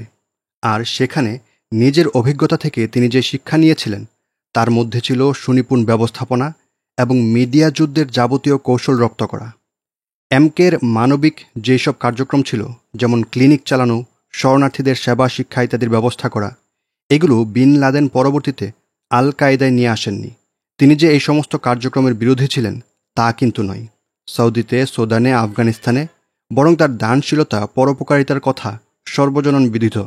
কিন্তু এইসব মানবিক কার্যক্রম ওসামা বিন লাদেনের মূল উদ্দেশ্যের জন্য গৌণ ছিল। এখানে 2টো প্রধান কারণ রয়েছে। প্রথমত, তিনি ও তার সহকর্মীরা আল কায়েদাকে একটি সামরিক সংগঠন হিসেবে প্রতিষ্ঠা করেছিলেন, অর্থাৎ এটা কেবল সামরিক কার্যক্রমেই ফোকাস করবে। তাদের উদ্দেশ্য ছিল সংগঠনকে গোছানো এবং যথাসম্ভব গোপন রাখা। মানবিক কার্যক্রমে প্রচুর জনবল লাগে, সেগুলো প্রকাশ্যে করতে হয়, আর সত্যি জিহাদের যুদ্ধকেন্দ্রিক কার্যক্রমে তা খুব অল্পই ফায়দা দেয়। আর দ্বিতীয়ত, এমন অনেক মানবিক সংগঠন ইতিমধ্যেই ছিল যারা এই ধরনের কাজে আল কায়েদার চেয়েও ঢের এগিয়েছিল। আর এইসব ক্ষেত্রে উম্মাহ তো সেই সব সংগঠনের কাজ থেকেই ফায়দা পেতে পারে। সেখানে আল কায়েদার আলাদাভাবে সময়, শ্রম ও সম্পদ ব্যয় করার প্রয়োজন নেই। সৌদি আরব, কুয়েত এবং আরব আমিরাতের বহু সরকারি বেসরকারি দাতব্য সংস্থা প্রয়োজনীয় ত্রাণ এবং সাহায্য সহযোগিতার কাজ করে। এদের কার্যক্রমের একটা সাধারণ দিক হল, শিক্ষাদীক্ষার দিক থেকে এরা একেবারে বাল্টিমোর থেকে বসনিয়া থেকে বাংলাদেশ পর্যন্ত ইসলামের ওহাবি কিংবা সালাফি ধারাকেই অনুসরণ করে থাকে। যদিও এই সমস্ত রাষ্ট্র আর ওসামা বিন লাদেন পরবর্তীতে একে অপরের শত্রুতে পরিণত হয়েছিল, কিন্তু তখন থেকে শুরু করে এমনকি আজও উভয়ের চিন্তা এখানে এসে মিলে যায় যে দান সাদাকা মূলত জিহাদ ইসলামের ষষ্ঠ স্তম্ভ কথাটা মনে গেঁথে দেওয়ার জন্যেই। ঠিক যেমনটা মাইকেল ভ্লাহুস লিখেছেন, ইসলামী দাতব্য সংস্থা, বিশেষ করে সৌদির অর্থায়ন করাগুলো বিশ্বের জায়গায় জায়গায় স্থানীয় ইসলামী আন্দোলনের জন্ম দিয়েছে, আরও অনেককে চরমপন্থী করে তুলেছে। নোট: মাইকেল শয়ার এখানে এসে একেবারে স্ববিরোধী কথা লিখেছেন। এর আগে লেখক লিখেছেন যে রাষ্ট্রযন্ত্র থেকে মুজাহিদের বিরুদ্ধে প্রোপাগান্ডা ছড়ানো হয়। আবার এখানে এসে লিখেছেন বিশ্বব্যাপী সৌদির বিভিন্ন সংস্থা কাজ করে জিহাদ ইসলামের ষষ্ঠ স্তম্ভ এই ধরনের কথা মনে গেঁথে দেওয়ার জন্যে। আবার মাইকেল ভ্লাহুসেরও দলিল দিলেন, অথচ 9-11 পরবর্তী সময়ে সৌদির পশ্চিম অনুগত অবস্থা নিয়ে লেখক ইতিমধ্যেই বহু আলোচনা করেছেন। সত্য হল, সৌদির যাবতীয় সিস্টেম এখন কেবল তাদের অনুগত নব্য সালাফি শ্রেণীই তৈরি করে চলেছে, যারা সমস্ত ক্ষেত্রে বিশ্বের সালাফি জিহাদি ধারার বিরুদ্ধে লেগে থাকে। সৌদির শিক্ষা ব্যবস্থায় থাকার পরেও যেসব সালাফিরা জিহাদি ধারার হয়ে যান তারা স্ব-উদ্যোগেই হয়ে যান। তাই সৌদির অর্থায়নের নব্য সালাফি ব্যবস্থা জিহাদি আন্দোলন গড়ে তুলছে বা চরমপন্থী করে তুলছে বলা যায় না, বরং সৌদির অর্থায়ন শাসক অনুগত বসে থাকা এক নব্য সালাফি প্রজন্ম গড়ে তুলছে বললেই অধিক সঠিক হয়। নোট শেষ হচ্ছে। আবদুল্লাহ আজ্জাম পরবর্তী জীবন। 1986 এর দিকে ওসামা বিন লাদেন ধীরে ধীরে আবদুল্লাহ আজ্জাম থেকে দূরে সরতে থাকেন। যদিও তিনি এমকেকে 1988 পর্যন্ত ফান্ডিং দিয়ে গিয়েছিলেন। আফগান জিহাদে তাজিক কমান্ডার আহমদ শাহ মাসউদের ভূমিকা কী হবে এবং কিভাবে আরবরা সহ অন্যান্য অন-আফগান যোদ্ধাদেরকে পরিচালনা করা হবে, এই সমস্ত ইস্যুকে কেন্দ্র করেই মূলত দূরত্বের সূত্রপাত হয়। আবদুল্লাহ আজ্জাম ছিলেন আহমদ শাহ মাসউদের একরকম ভক্তের মতো। তিনি বিশ্বাস করতেন যে মাসউদ আফগানিস্তানের শ্রেষ্ঠ একজন কমান্ডার, ইসলামের নায়ক ... এবং গোটা উম্মার জন্যে আশার আলো। সেই সময় মাসুদের প্রতি ওসামা বিন লাদেনের তেমন কোনো বিরাগ ছিল না। ওসামার খুব ভালো বন্ধু আবু ওবায়দা, যিনি পরবর্তীতে আল কায়দার সামরিক কমান্ডারও হয়েছিলেন, তিনি মাসুদের পাশে থেকে যুদ্ধ করেছিলেন। অবশ্য আফগান যুদ্ধে ওসামা বিন লাদেনের সবচেয়ে ঘনিষ্ঠ সহচর ছিলেন ইউনুস খালিস, সাইয়ফ হাক্কানি, হেকমতিয়ার ও অন্যান্য পাশতুন নেতারা। আবদুল্লাহ আজ্জামের সাথে ওসামা বিন লাদেন একমত ছিলেন না মূলত আরব যোদ্ধাদের বেশিরভাগকেই মাসুদের বাহিনীতে পাঠানোর ব্যাপারে। দ্বিতীয়ত, যেমনটা আগেই উল্লেখ করা হয়েছে, শাইখ আবদুল্লাহ আজ্জাম চাইতেন অন আফগান যোদ্ধাদেরকে আফগান দলগুলোর সাথে মিশিয়ে দিতে, বিশেষ করে হেকমতিয়ার, সাইয়ফ এবং খালিসের বাহিনীতে। শাইখ মুসা আল কার্নি স্মরণ করেছিলেন ৯৫% আরব যোদ্ধাদেরকেই হেকমতিয়ার কিংবা সাইয়ফের বাহিনীতে বন্টন করে দেয়া হতো, আর খুবই নগণ্য পরিমাণকে পাঠানো হতো ইউনুস খালিস এবং জালালউদ্দিন হাক্কানির বাহিনীতে। কিন্তু ওসামা বিন লাদেন এই বিষয়টিকে দেখেছিলেন একটি সুবর্ণ সুযোগ হাতছাড়া হয়ে যাওয়া হিসেবে। তার পরিকল্পনা ছিল আরব যোদ্ধাদেরকে একত্রে রেখে প্রশিক্ষণ দেয়া এবং যুদ্ধে অবতীর্ণ করানো। এভাবে মূলত তিনি ওইসব যোদ্ধাদেরকে আফগান যুদ্ধ শেষে বিশ্বের অন্যান্য প্রান্তে ইসলামী আন্দোলনের জন্য প্রস্তুত করতে চেয়েছিলেন। তিনি এই পরিকল্পনা আবদুল্লাহ আজ্জামের সাথে শেয়ার করেছিলেন, কিন্তু তাকে এর গুরুত্ব বুঝাতে ব্যর্থ হন। উভয়ে একে অপরের বন্ধুই ছিলেন, কিন্তু আবদুল্লাহ আনাসের মতে তারা নিজেদের মতো আলাদা আলাদা পথে চলতে শুরু করেন। নোট: আবদুল্লাহ আনাসের মতামতের ব্যাপারে সাবেক সহকর্মী ন্যারেটিভে লেখক নিজেই আলোচনা করেছিলেন। শাইখ আবদুল্লাহ আজমের মৃত্যুর পর শাইখ ওসামা বিন লাদেন এবং নিজের মধ্যেকার দ্বন্দ্বগুলোকেই মূলত আনাস তার শ্বশুর আবদুল্লাহ আজম এবং বিন লাদেনের মধ্যেকার দ্বন্দ্ব বলে চালিয়ে দিয়েছেন, কেননা এই ধরনের মতপার্থক্যগুলোর প্রভাব এতটাও ছিল না যেমনটা আনাসের বক্তব্য পড়ে মনে হয়। এমনকি আহমদ শাহ মাসুদের ব্যাপারেও মৃত্যুর আগে শাইখ আবদুল্লাহ আজম ভিন্ন উপলব্ধি করেছিলেন বলে সাক্ষী পাওয়া যায়। সেই হিসেবে আহমদ শাহ মাসুদের আসল চেহারাও শাইখ আবদুল্লাহ আজমের কাছে স্পষ্ট হয়ে গিয়েছিলেন এবং এই ব্যাপারে ওসামা বিন লাদেনের সাথে তিনি একমত হয়ে গিয়েছিলেন। তবে সোভিয়েতের বিরুদ্ধে জিহাদ চলাকালীন অবস্থাতেই মাসুদের মূল চরিত্র ফাঁস হয়ে গেলে মুজাহিদদের মধ্যে অনৈক্য সৃষ্টির সম্ভাবনা ছিল বলে শাইখ আবদুল্লাহ আজম সেই সময় মাসুদকে আপাতত ছেড়ে দেওয়ার পক্ষপাতে ছিলেন, কিন্তু শেষ দিকে তিনি নিজেই মাসুদকে প্রকাশ করে দিতে মনস্থির করেছিলেন। নোট শেষ হচ্ছে। আনাস এটাও জানিয়েছিলেন যে আবদুল্লাহ আজ্জামের সাথে ওসামা বিন লাদেনের দূরত্ব সৃষ্টি হয়েছিল নাকি ধীরে ধীরে। সেটা হঠাৎের কোনো খারাপ কিংবা অযোগ্য আচরণের মাধ্যমে হয়নি, আর উভয়েই নিজেদের মধ্যেকার মতপার্থক্য ঢেকে রাখতে সম্মত হয়েছিলেন। তাছাড়া এমন মতপার্থক্যের পরেও ওসামা বিন লাদেন শাইখ আবদুল্লাহ আজ্জামকে ইসলামের শ্রেষ্ঠ ইমামদের একজন বলেই মনে করতেন। তাকে একজন মুজাহিদ দরদি আলিম হিসেবেই শ্রদ্ধা করতেন। নোট: আবদুল্লাহ আনাসের এমন বক্তব্যের পর তো ওসামা বিন লাদেন এবং শাইখ আবদুল্লাহ আজ্জামের মধ্যেকার মতপার্থক্য আসলেও গুরুতর পর্যায়ের কিছুই ছিল না, সে সন্দেহই ঘনীভূত হয়।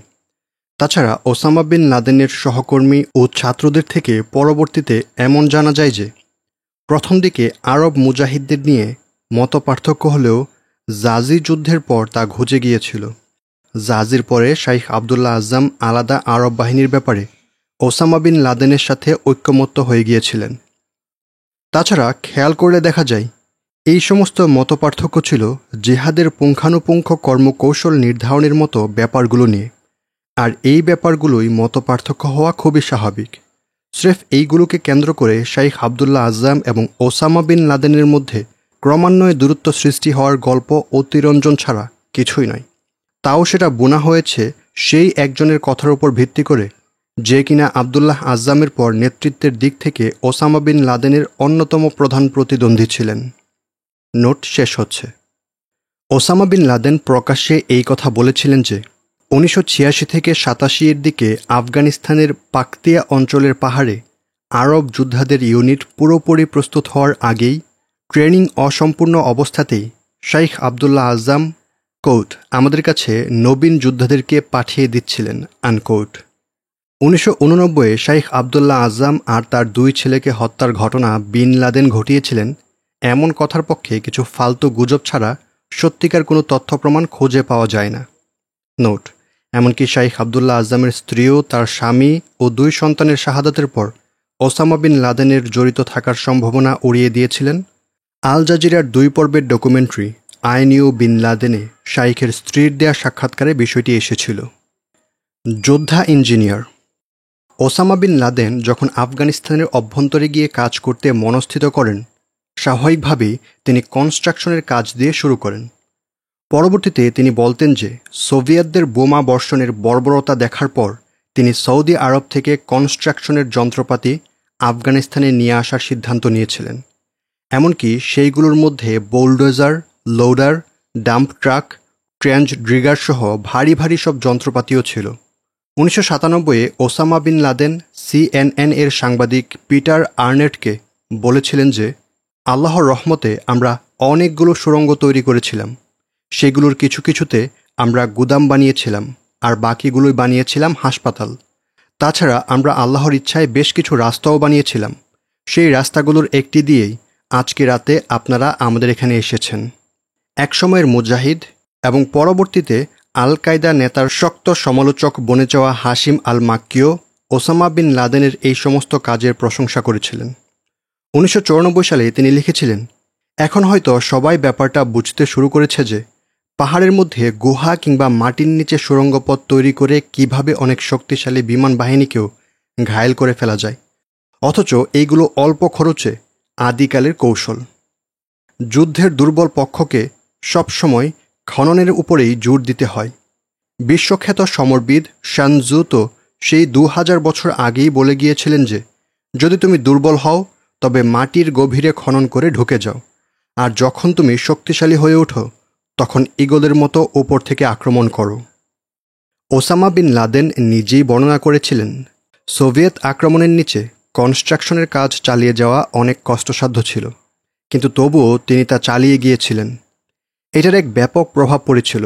সাংবাদিক জন মিলার লিখেছেন যে 1998-এর মে মাসে তিনি যখন বিন লাদেনের সাক্ষাৎকার নিতে আফগানিস্তানে গিয়েছিলেন, তখন নাকি মুজাহিদেরা সবাই এক যুবকের অর্থাৎ ওসামার ব্যাপারে বলা বলি করছিল যে সে নাকি ময়দানের একেবারে সামনে নিজেই বোলডোজার চালিয়ে সুড়ঙ্গ পথ তৈরি করে। এখানে ওসামা বিন লাদেন তার চেয়েও দক্ষ মানুষের অধীনে কাজ করতে আগ্রহী ছিলেন। সৌদি থেকে কনস্ট্রাকশনের যন্ত্রপাতি পাকিস্তানে নিয়ে আসার সময় তিনি বাবার কোম্পানি থেকে আবদুল্লাহ সাদি নামে একজন দক্ষ ইঞ্জিনিয়ারকে নিয়ে এসেছিলেন। তার পরিকল্পনা এবং নির্দেশনা অনুযায়ী ওসামা বিন লাদেন কাজ করেছিলেন। তিনি এবং তার ইঞ্জিনিয়ারেরা মিলে একাধারে পারিচিনার অঞ্চলে Islamic union for the liberation of Afghanistan বা IULA এর নেতা সাইয়াফের প্রধান প্রশিক্ষণ কেন্দ্র, শিক্ষাকেন্দ্র ইত্যাদি ঘুরে দিয়েছিলেন। খোস্ত অঞ্চলে জালালউদ্দিন হাক্কানির বাহিনীর জন্য প্রয়োজনীয় গুহা, ট্রেঞ্চ, সুড়ঙ্গ পথ, গোলাবারুদের জায়গা ইত্যাদি তৈরি করে দিয়েছিলেন। এছাড়াও আফগানিস্তানের পূর্বাঞ্চলে অন্তত 4টি মুজাহিদ ক্যাম্প তৈরি করে দিয়েছিলেন। আর আহমদ বদিবের তথ্য থেকে ধারণা করা যায় যে ওসামা বিন লাদেন আর তার ইঞ্জিনিয়ারেরা সৌদির গোয়েন্দা সংস্থার হয়েও পেশোয়ারের ইসলামী দাতব্য সংস্থার কিছু ক্লিনিক নির্মাণ করে দিয়েছিলেন। এছাড়া আফগানিস্তানের পূর্বাঞ্চলে মুজাহিদদের ট্রাক যাতায়াতের জন্য কিছু রাস্তা নির্মাণের কাজও করেছিলেন। এই সমস্ত প্রজেক্টের কারণে ওসামা বিন লাদেন পাশতুন গোত্রগুলোর মধ্যে এক পরিচিত মুখ হয়ে উঠেছিলেন, তাও সেটা আফগানিস্তান পাকিস্তান সীমান্তের এপার ওপার উভয় দিকেই। আর এই ব্যাপারটি পরবর্তীতে 2001 সালে তাকে পাকিস্তানে গা ঢাকা দিতে সাহায্য করেছিল। এছাড়াও সেই পরিচিতি পরবর্তীতে আফগানিস্তানে আমেরিকার আগ্রাসনের বিরুদ্ধে পাশতুন গোত্রগুলোকে ওসামা বিন লাদেন কিংবা তালেবানদের সাথে যোগ দেওয়ার পথও সহজ করে দিয়েছিল। তৃণমূল যোদ্ধা থেকে নেতা ওসামা বিন লাদেনের শুধুই আরব বা অনলি আরব বাহিনী গঠনের সিদ্ধান্ত থেকে একদিকে ভবিষ্যতের যুদ্ধের জন্যে তার প্রশিক্ষিত সৈন্য প্রস্তুত করার আকাঙ্ক্ষা প্রতিফলিত হয়। তিনি আরবের স্বেচ্ছাসেবী যোদ্ধাদেরকে আফগান কমান্ডারদের অধীনে বন্টন করে দেওয়ার বিরোধী ছিলেন, কেননা তার দাবি ছিল যে আফগানেরা আরবদেরকে তখনও মেহমান হিসেবেই আখ্যা দিয়ে যাচ্ছিল আর আরবদেরকে নিজেদের সাথে যুদ্ধে না গিয়ে বসিয়ে রাখছিল। আর তার ফলে আরবদের এমন কোনো প্রয়োজনীয় যুদ্ধ অভিজ্ঞতা অর্জিত হচ্ছিল না যেগুলো পরবর্তী সময়ে কাজে আসতে পারে। কিন্তু বাস্তবতা হলো আফগান কমান্ডারেরা আরবদেরকে যুদ্ধের সময় নিতে চাইতেন না বেশ কিছু কারণে। আরবদের অনেকে তখনও আফগানদের ধর্মীয়ভাবে হেয় প্রতিপন্ন করত, আদেশ নিষেধ ঠিকমতো শুনতে চাইত না, আর যত তাড়াতাড়ি পারা যায় শহীদ হয়ে যেতে চাইত। তারা আসলে এক প্রকার মৃত্যুর জন্যে দৌড়ে যেত। তাই আফগান বাহিনীতে আরবদের অধিকাংশই ঝামেলার উপকরণ হয়ে দাঁড়িয়েছিল। তারা নিজেদের এবং সতীর্থদের নিরাপত্তা বিঘ্নিত করত সফল অপারেশন পরিচালনাও। IULA এর নেতা কমান্ডার সানজুর বলেছিলেন, তারা অর্থাৎ আরব যোদ্ধারা শৃঙ্খলাবদ্ধ ছিল না, তারা স্রেফ শহীদ হয়ে যেতে চাইত। আফগানরা যে প্রয়োজনে আল্লাহর জন্য শহীদ হয়ে যেতে চাইত না তা কিন্তু নয়। তবে সোভিয়েত বিরোধী জিহাদের সময় আফগানদের মধ্যে আত্মঘাতী বা ইজতেহাদি হামলার প্রচলন তেমন ছিল না। কিন্তু আজকের পরিস্থিতি ভিন্ন, অর্থাৎ 9/11 পরবর্তী সময়ে। নোট: লেখক এই প্যারায় আরব যোদ্ধাদের যেই মানসিকতা বর্ণনা করেছেন তা অসত্য নয়। এই বিষয়টা এতই প্রকট আকার ধারণ করেছিল যে শাইখ আবদুল্লাহ আজমও তার রিসালায় এই ব্যাপারে কড়া নাসিহা করেছিলেন। শাইখ আবদুল্লাহ আজমের সিরাত থেকে শিক্ষা সংকলনের শেষ দিকে এই ব্যাপারে শাইখের নাসিহা রয়েছে।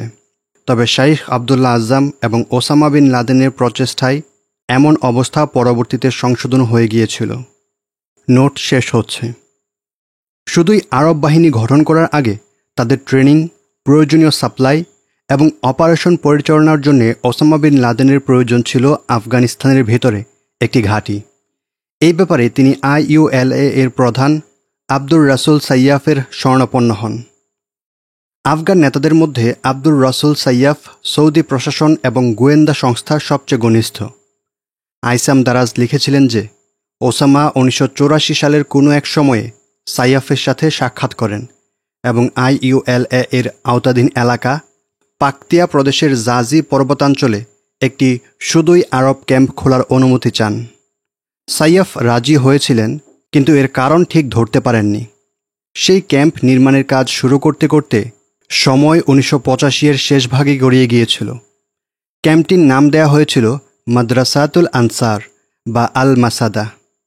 ক্যাম্পের স্থান নির্বাচনে ওসামা বিন লাদেনের ঝুঁকি নেওয়ার রুচি ফুটে উঠেছিল। ক্যাম্পটি নির্মাণ করা হয়েছিল এক পাহাড়ের বুকে। এটা ঠিক যে ক্যাম্পের জায়গা থেকে নিচের সমতল ভূমিতে সোভিয়েত এবং আফগান কমিউনিস্ট সৈন্যদের উপর নজর রাখা যেত, কিন্তু একই কারণে একবার আরবদের উপস্থিতি টের পেয়ে গেলেই ক্যাম্পে সোভিয়েতদের গোলাবারুদ আর বিমান বাহিনীর তাণ্ডব নেমে আসার সম্ভাবনাও ছিল। ওসামা বিন লাদেন তার কনস্ট্রাকশনের ভারী ভারী সব যন্ত্রপাতি জাজিতে নিয়ে গিয়েছিলেন। সেখানে তারা ক্যাম্প পর্যন্ত যাওয়ার একটি রাস্তা বানিয়ে নিয়েছিলেন যাতে শীতকালেও যাতায়াত করা যায়, আর আরেকটি রাস্তা বানিয়েছিলেন যেটা পাহাড়ের পাদদেশ থেকে জালালাবাদের দিকে চলে যায়। এরপর তারা মনোযোগী হয়েছিলেন ট্রেঞ্চ, গুহা, সুড়ঙ্গ এবং বিভিন্ন যুদ্ধ স্পট, বিমান বিধ্বংসী স্পট খননে। এছাড়াও তারা সেখানে থাকার এবং বিভিন্ন রসদ রাখার গুদামও তৈরি করে নিয়েছিলেন। 1986-এর 24 অক্টোবরে ওসামা বিন লাদেন এবং আরও 11 জন মিলে ক্যাম্পের প্রথম তাঁবু গাড়েন।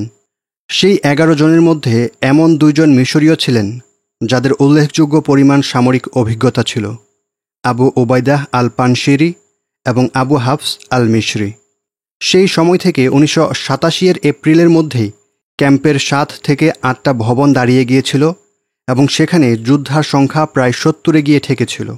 সময়ের সাথে সাথে কনস্ট্রাকশনের কাজ যত এগিয়ে আসছিল, সেই সাথে আরব স্বেচ্ছাসেবকদেরকে আবু ওবায়দা কিংবা আবু হাফসের অধীনে সামরিক ট্রেনিংয়ের জন্যও পাঠিয়ে দেওয়া হচ্ছিল।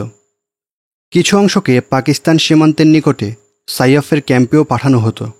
এইসব স্বেচ্ছাসেবক যোদ্ধাদেরকে ধর্মীয় বিভিন্ন বিষয়েও ক্লাস করানো হতো। কারণ হিসেবে আল মাসাদার একজন অভিজ্ঞ প্রশিক্ষক বলেছিলেন যে এর উদ্দেশ্য ছিল একটি ভারসাম্যপূর্ণ এবং নৈতিকতা সম্বলিত দল গড়ে তোলা। একই সাথে নির্মাণ কাজ এবং যোদ্ধাদের প্রশিক্ষণ উভয়টাই চালিয়ে যাওয়া এক পর্যায়ে ওসামা বিন লাদেন এবং তার সাথে থাকা প্রশিক্ষকদের জন্য কষ্টসাধ্য হয়ে উঠেছিল। আর কারণটা ছিল যোদ্ধারাই। অনেক ভালোভাবে বোঝানো শোনানোর পরেও তারা ওসামা বিন লাদেনের জন্যে সেই আফগান কমান্ডারদের সাথে করা ঝামেলাই আবার শুরু করেছিলেন। তারা যেই কোনো মূল্যে শহীদ হয়ে যেতে চাইত, আর যা কিছুই তাদের এই লক্ষ্যকে পিছিয়ে দিত তাতেই তারা একগুঁয়ে ধরনের অনীহা প্রকাশ করত। ওসামা বিন লাদেনের জন্য এই সমস্যার একটা ব্যবস্থা করা ছিল সবচেয়ে বড় চ্যালেঞ্জ, এমনকি বাবার কোম্পানিতে শ্রমিকদের দলকে নিয়ন্ত্রণ করবার চাইতেও। কিন্তু যাই হোক, ওসামা এই চ্যালেঞ্জও ভালোভাবে সামাল দিয়েছিলেন। তিনি স্বেচ্ছাসেবক হয়ে আসা আরবদেরকে বহু কষ্টে বুঝ দিয়েছিলেন যে শত্রুর উপর হামলা চালানোর আগে তাদেরকে ক্যাম্পের কাজ শেষ করে প্রয়োজনীয় নিরাপত্তা নিশ্চিত করতে হবে। মিশরীয় সাংবাদিক আইসাম দারাজ সেটা উল্লেখ করেছিলেন impressions of an Arab journalist in Afghanistan শিরোনামে। সেখানে তিনি লিখেছিলেন যে ওসামা বিন লাদেন তার ভাইদেরকে সবরে দীক্ষিত করেছিলেন। যেহেতু তখনও কোনো যুদ্ধের প্রয়োজন ছিল না, তাই তাদেরকে তিনি ধৈর্যের প্রশিক্ষণ দিয়েছিলেন। যুবকদের সেই প্রবল জজবা ঠেকানো ছাড়াও Osama bin Laden, Abu Obaida এবং আবু হাফসকে শিখতে হয়েছিল কিভাবে বিভিন্ন জাতীয়তা এবং বিভিন্ন সংস্কৃতির মানুষকে সামাল দিতে হয়। যুবকদের দলে সৌদি এবং ইয়েমেনিরা বেশি থাকলেও উল্লেখযোগ্য সংখ্যক উত্তর আফ্রিকান, কুদস, মিশরীয় এবং সুদানীয় ছিল। তাছাড়া এইসব যুবকদের শিক্ষাগত স্তর ছিল ভিন্ন ভিন্ন। কেউ ছিল কলেজের, কেউ ছিল হাই স্কুল পর্যন্ত পড়া, তো কেউই ছিল আধা শিক্ষিত। তাদের কাজের অভিজ্ঞতাও ছিল এক এক রকম। কেউ ছিল ব্যবসায়ী, কেউ ছিল সেনা সদস্য, কেউ পুলিশ সদস্য, কেউ দিনমজুর, এমনকি কেউই ছিলেন ধনী পরিবারের সন্তান। এক একজনের জিহাদের প্রতি আকর্ষণ এবং দায়িত্ববোধও ছিল এক এক রকম। সেখানে এমন মানুষ ছিল যারা আজ অবধি আল কায়েদা কিংবা অন্য কোনো ইসলামী সংগঠনের হয়ে কাজ করে যাচ্ছে। আবার এমন মানুষও ছিল যারা স্রেফ একটু রোমাঞ্চ নিতে এসেছিল, যারা শীত আসার আগেই বাড়ি চলে যেতে চাইত। সব কিছু ছাড়াও প্রত্যেক স্বেচ্ছাসেবীর জন্যে বাইরের একটি দেশে এসে খাপ খাওয়ানোও ছিল ভিন্ন ভিন্ন রকমের অভিজ্ঞতা, তাও অনেকের জন্যে একেবারে প্রথমবার। স্থানীয়দের ভাষা না জানা থাকার কারণে তাদের কাজ এবং যুদ্ধগুলো ছিল এক প্রকার মানবীয় স্বস্তিশূন্য এবং কষ্টকর। বেশিরভাগের জন্যেই এমন পর্যায়ের শারীরিক পরিশ্রম করতে হচ্ছিল যেমনটা তারা আগে কখনোই করেনি। এই যুবকদের ব্যাপারে ওসামা বিন লাদেন এবং তার সহকর্মীদেরকে সর্বক্ষণই আফগান কমান্ডারদের সাথে সলা পরামর্শ করতে হতো কিংবা বুঝ দিতে হতো, কেননা সেই কমান্ডারদের কেউই এই আরবদেরকে অপছন্দ করত। মনে করত যে এরা বেপরোয়া, কিছু না করেই শুধু শহীদ হতে ব্যাকুল, আর এদেরকে কিছু বোঝানোও যায় না। কিন্তু ওসামা বিন লাদেন তার সেই সময়ের দিনগুলোকে জীবনের সবচেয়ে আনন্দের সময় বলে অবহিত করতেন। কিন্তু সেই সাথে হয়তো কিছুটা দুঃখ নিয়ে এটাও বলতেন, যখন কেউ তার ভাইদের সাথে থাকে তখন সে আরও বেশি সবরকারী হয়ে উঠতে পারে। নোট: ওসামা বিন লাদেনের এই প্রশিক্ষণ ক্যাম্পে যারা ধর্মীয় শিক্ষক এবং উপদেষ্টা হিসেবে কাজ করেছিলেন তাদের মধ্যে ছিলেন বর্তমান সময়ের অন্যতম সম্মানিত সালাফি আলিম আবু মুহাম্মদ আল মাকদিসি। নোট শেষ হচ্ছে। ওসামা বিন লাদেনের শুধুই আরব বা অনলি আরব বাহিনী এর প্রথম অভিযান পরিচালনা করে 1987 সালের 17 আগস্ট। বাহিনীর কমান্ডে ছিলেন আবু ওবায়দাহ আল পানশিরি, তত্ত্বাবধানে ছিলেন শাইখ আবদুল্লাহ আজ্জাম, তার সহকারী শাইখ তামিম আল আদনানি এবং IULA এর নেতা সাইয়াফ। পর্যাপ্ত তথ্য উপাত্ত এবং পরিকল্পনার অভাবে এই অপারেশনটি ব্যর্থ হয়েছিল। ময়দানে তারা শত্রুপক্ষকে অপ্রত্যাশিত সব অবস্থানে আবিষ্কার করে এবং গোলাবারুদ পূর্ব নির্ধারিত সময়ের অনেক আগেই ফুরিয়ে ফেলে। ক্যাম্প পাহারা দেওয়ার জন্য থেকে যাওয়া মুজাহিদেরা সোভিয়েতদের থেকে ব্যাপক বিমান হামলা এবং গোলা ভর্ষণের শিকার হয়। তাছাড়া মূল বাহিনীর পেছনের দিকে ব্যাকআপ দলেরও হয়েছিল একই দশা। মজার ব্যাপার হলো, আরবদের বাহিনীটি যখন শেষমেশ যুদ্ধের জন্য একেবারে প্রস্তুত হয়ে গিয়েছিল, ওসামা বিন লাদেন তখন নিজের হাতে এর কমান্ডের দায়িত্ব নেননি, বরং আবু ওবায়দা ও আবু হাফসের উপর ছেড়ে দেন। খালিদ আল বাতারফি বলেছেন, ওসামা সবসময় ছিলেন একজন ভালো সৈনিক। তাকে যেই কোনো জায়গায় পাঠান সে সব নির্দেশনাই মেনে চলবে।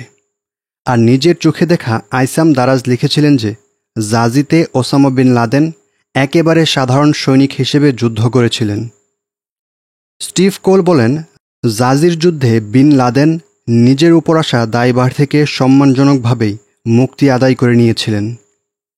নোট: এখানে স্টিভ কুলের বক্তব্য ইতিবাচক হওয়া সত্ত্বেও তিনি এবং আরও প্রচ্ছন্নভাবে লরেন্স রাইট স্পষ্ট অনুমানের উপর মন্তব্য করেছেন যে ওসামা বিন লাদেনের নাকি সাহসিকতার অভাব ছিল এবং তিনি নাকি গোলাগুলি মুক্ত জায়গায় থাকতে চাইতেন। এটি অদ্ভুত, কারণ ওসামা বিন লাদেনের পাশাপাশি যারা লড়াই করেছিলেন তাদের মধ্যে প্রায় সর্বসম্মত সাক্ষ্য রয়েছে যে তারা তাকে যুদ্ধের ময়দানে অবিস্মরণীয় ও নির্ভীক দেখেছেন। তিনি যে প্রায় সময় নিম্ন রক্তচাপে ভুগতেন এবং তার যে গ্লুকোজের প্রয়োজন হতো তা সত্য। তবে আমার জানা মতে তার সহযোদ্ধাদের কেউই কখনো দাবি করেনি যে এটাকে তিনি লড়াই এড়িয়ে যাওয়ার কোনো ওজোর হিসেবে আদৌ দেখিয়েছিলেন। কোল এবং রাইটের ভুলের একটি কারণ হয়তো তাদের উৎস। উভয় লেখকই CIA এর প্রাক্তন একজন কর্মকর্তার সাক্ষাৎকার নেন, যিনি রেকর্ডে লিখেছিলেন ওসামা বিন লাদেন যুদ্ধের ময়দানে কোনো বীর সেনা ছিলেন না। কিন্তু এই দৃষ্টিভঙ্গি সেই কর্মকর্তার বিবৃতির চেয়েও বেশি কিছু নয়, কারণ আমি অর্থাৎ মাইকেল শোয়ার নিশ্চিত করে বলতে পারে যে CIA এর মূল ফাইলগুলোতে এমন কিছুই নেই যা সোভিয়েত বিরোধী জিহাদের সময় ওসামা বিন লাদেনের কার্যক্রমকে নেতিবাচক হিসেবে বর্ণনা করে। আসলে কয়েকজন প্রাক্তন সিনিয়র CIA কর্মকর্তা এবং অগণিত FBI কর্মকর্তারা স্টিভ কোল, লরেন্স রাইট এবং অন্যান্য অনেক লেখককে অসংখ্যবার ভুলভাল বুঝিয়েছিলেন। এটা এমন এক বাস্তবতা যা 9/11 কমিশনের আর্কাইভগুলো জনসাধারণের জন্য উন্মুক্ত করা হলে অত্যন্ত বিব্রতকরভাবে স্পষ্ট হয়ে উঠবে। ওসামা বিন লাদেনের সহযোগীদের স্মৃতিচারণও এই ব্যাপারটির সাক্ষ্য দেয়। 2006-এর দিকে সৌদির অন্যতম একজন ওসামা বিরোধী কণ্ঠ হয়ে ওঠা মুসা আল কার্নি বলেছিলেন, প্রচণ্ড যুদ্ধ অবস্থার মধ্যেও আমি ওসামাকে খুঁজে পেতাম। সে পালানোর কিংবা পিছু হটার মতো লোক ছিল না। এমনও পরিস্থিতি আসত যখন তার সাথে কেবল 2-3 জন মুজাহিদ থাকত, আর এই 2-3 জনকে নিয়েই সে মুজাহিদদের পুরো বাহিনী নিরাপদ স্থানে পৌঁছানো পর্যন্ত গুলি ছুঁড়ে সুরক্ষা দিয়ে যেত। দায়িত্ব পুরোপুরিভাবে আঞ্জাম দিয়ে তবেই সে নিজে ফিরে আসত।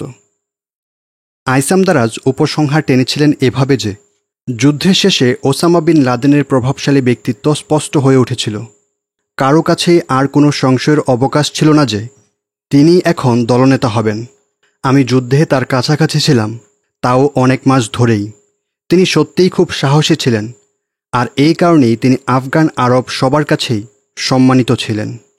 17 আগস্টে শুরু হওয়া সেই সংঘর্ষ জাজি এলাকায় প্রায় 3 সপ্তাহব্যাপী তুমুলভাবে চলেছিল। আরবেরা সোভিয়েতদেরকে পুরোপুরি পরাজিত করতে পারেনি ঠিক, কিন্তু শত্রু পিছু হটা পর্যন্ত তারা নিজেদের অবস্থান ঠিকই ধরে রেখেছিলেন।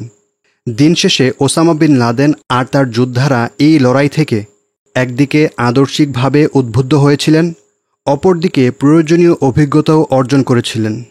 পরবর্তী সময়গুলোয় ওসামা বিন লাদেন বলতেন, মুসলিমেরা একসময় গিয়ে জাজি সংঘর্ষে চোখ ভুলাবে আর উপলব্ধি করবে যে ছোট পরিসরের হলেও এটা ছিল ইসলামী ইতিহাসের অন্যতম গুরুত্বপূর্ণ এক যুদ্ধ, কেননা একটি সুপার পাওয়ারের বিরুদ্ধে হালকা অস্ত্রশস্ত্রে সজ্জিত ক্ষুদ্র এক বাহিনী তাদের অবস্থান ধরে রেখেছিল। ওসামা বিন লাদেন বলেছিলেন যে আল্লাহ মুজাহিদদেরকে এমন এক যুদ্ধে রক্ষা করেছিলেন এবং পথ দেখিয়েছিলেন যেখানে রীতিমতো গুহায় দিন কাটানো মুসলিমেরা তৎকালীন বিশ্বের অন্যতম এক পরাশক্তির বিরুদ্ধে লড়েছিল। আল্লাহর পক্ষ থেকে সাহায্য মুহাম্মদ সাল্লাল্লাহু আলাইহি সাল্লামের সময়ে বদর খন্দকে মুসলিমদেরকে বিরাট বাহিনীর বিরুদ্ধে সামরিক বিজয় এনে দিয়েছিল। জাজিতে সেই সাহায্য যেন আবার ফিরে এসেছিল। জাজি যুদ্ধের পর বিন লাদেন ইউনিটের খবর সর্বত্র ছড়িয়ে পড়েছিল, অন্তত এতটুকু নিশ্চিতভাবে বলা যায়। পরবর্তী 2 বছরেও আরবদের এই ইউনিট অবশ্যই আরও কিছু সংঘর্ষে জড়িয়েছিল, কিন্তু ডজন ডজন কিংবা শখানেক সংঘর্ষের যেসব কথা প্রচলিত আছে তা অতিরঞ্জন ছাড়া কিছুই না। বিন লাদেন ইউনিটের সর্বশেষ যে যুদ্ধ লিপিবদ্ধ হয়েছে সেটা ছিল জালালাবাদের আশেপাশে, আর সময়টা ছিল 1989-এর বসন্তে। সোভিয়েতরা সম্পূর্ণরূপে সৈন্য প্রত্যাহার করে নেয়ার কয়েক সপ্তাহ পর। আফগানদের লেখা বইপত্রে এই যুদ্ধ বহু আলোচিত এক বিষয়, কিন্তু সেইগুলোর বেশিরভাগই মূলত মুজাহিদেরা যথেষ্ট প্রস্তুতি নেয়ার আগেই পাকিস্তানি সেনাবাহিনী তাদেরকে যুদ্ধের দিকে ঠেলে দিয়েছিল কিনা এটাকে কেন্দ্র করে আবর্তিত। সেই যুদ্ধের বিস্তারিত বিশ্লেষণ এই বইতে করা সম্ভব নয়, তাই আমি বরং সেখানে ওসামা বিন লাদেন আর তার যোদ্ধাদের কর্মকৌশল এবং সেখান থেকে তাদের প্রাপ্ত অভিজ্ঞতাকেই ফোকাস করব। আফগান মুজাহিদ এবং তাদের আরব মিত্রদের বেশিরভাগই সত্যিকার সামরিক লড়াইয়ের স্রেফ প্রাথমিক পর্যায়ের কিছু জ্ঞান ছিল। তারাই 1989 সালের মার্চের শুরুর দিকে পাকিস্তানের সহায়তায় জালালাবাদে আক্রমণ শুরু করেছিল। শহরটিতে প্রচণ্ড রক্তক্ষয়ী সেই লড়াই স্থায়ী হয়েছিল প্রায় 3 মাস। মুজাহিদদের প্রাথমিক আক্রমণ বিফলে গেলে সোভিয়েতরা গুটিয়ে যাওয়ার পর প্রথমবারের মতো আফগানের কমিউনিস্ট বাহিনীর সৈন্যরা নিজেদের শোচনীয় অবস্থান থেকে ফের ঘুরে দাঁড়ায়। কিন্তু মুজাহিদেরাও তাদের অবস্থান ধরে রাখে। এরপর তারা আবারও আক্রমণে যায়, কিন্তু এটা একটি মারাত্মক ভুল হিসেবে আবির্ভূত হয়েছিল। কেননা শহরের শক্ত প্রতিরক্ষামূলক ব্যবস্থা বা ডিফেন্সিভ পজিশনস থেকে আফগান কমিউনিস্ট বাহিনী অরক্ষিত সমতল ভূমিতে থাকা মুজাহিদদের উপর প্রলয়ঙ্কারী গোলাবর্ষণ করতে পারছিল। যুদ্ধ যখন শুরু হয়, ওসামা বিন লাদেন তখন কেবল সৌদি আরব থেকে পেশোয়ারে ফিরেছেন। ফিরে এসে মুহূর্তেই তিনি ময়দানে ছুটে যান। প্রথমে তিনি আরব বাহিনীর জন্যে লজিস্টিক সাপোর্টে মনোযোগী হন।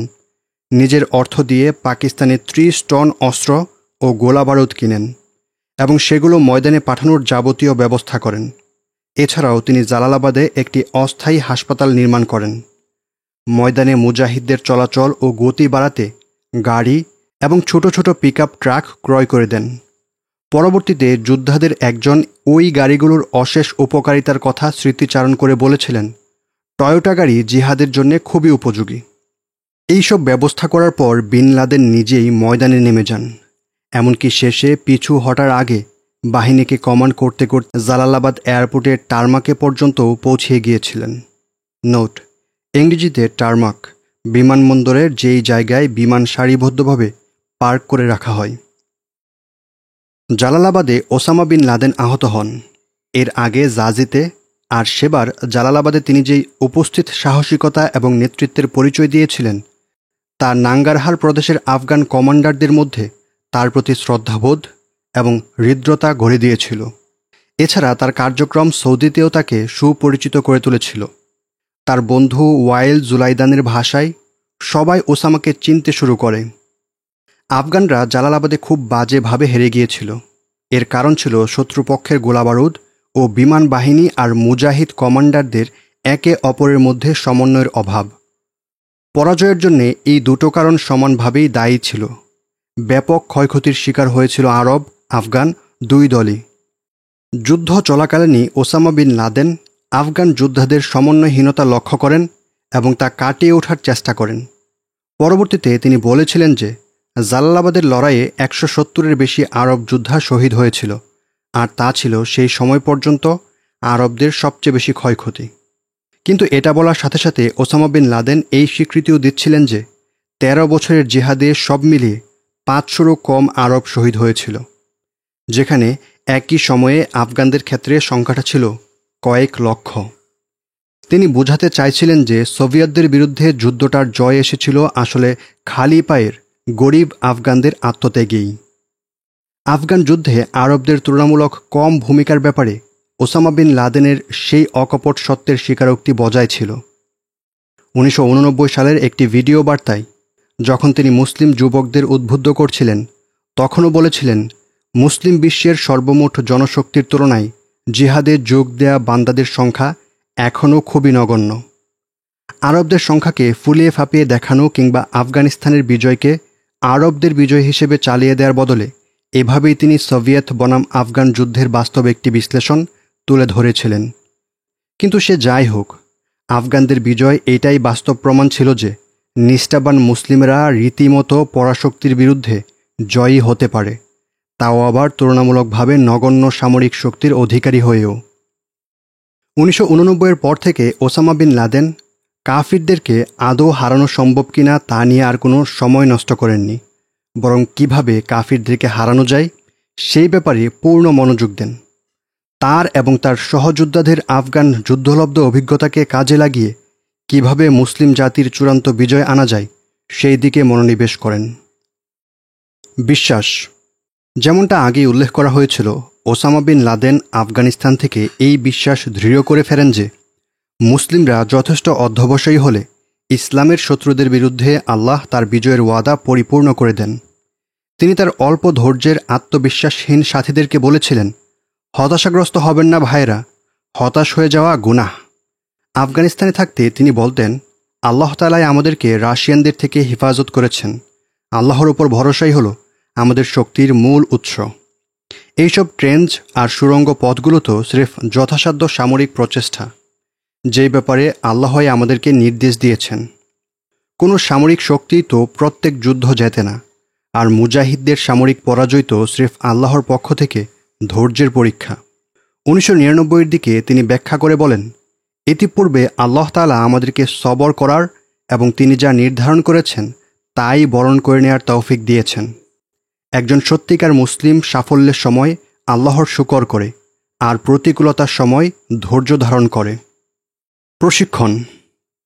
ওসামা বিন লাদেনের মনে গেঁথে গিয়েছিল যে আফগানিস্তানে আরব ও আফগান মুজাহিদেরা যে ব্যাপক ক্ষয়ক্ষতির শিকার হয়েছিল তার কারণ ছিল যথাযথ প্রশিক্ষণের ক্ষেত্রে অধৈর্য হয়ে যাওয়া।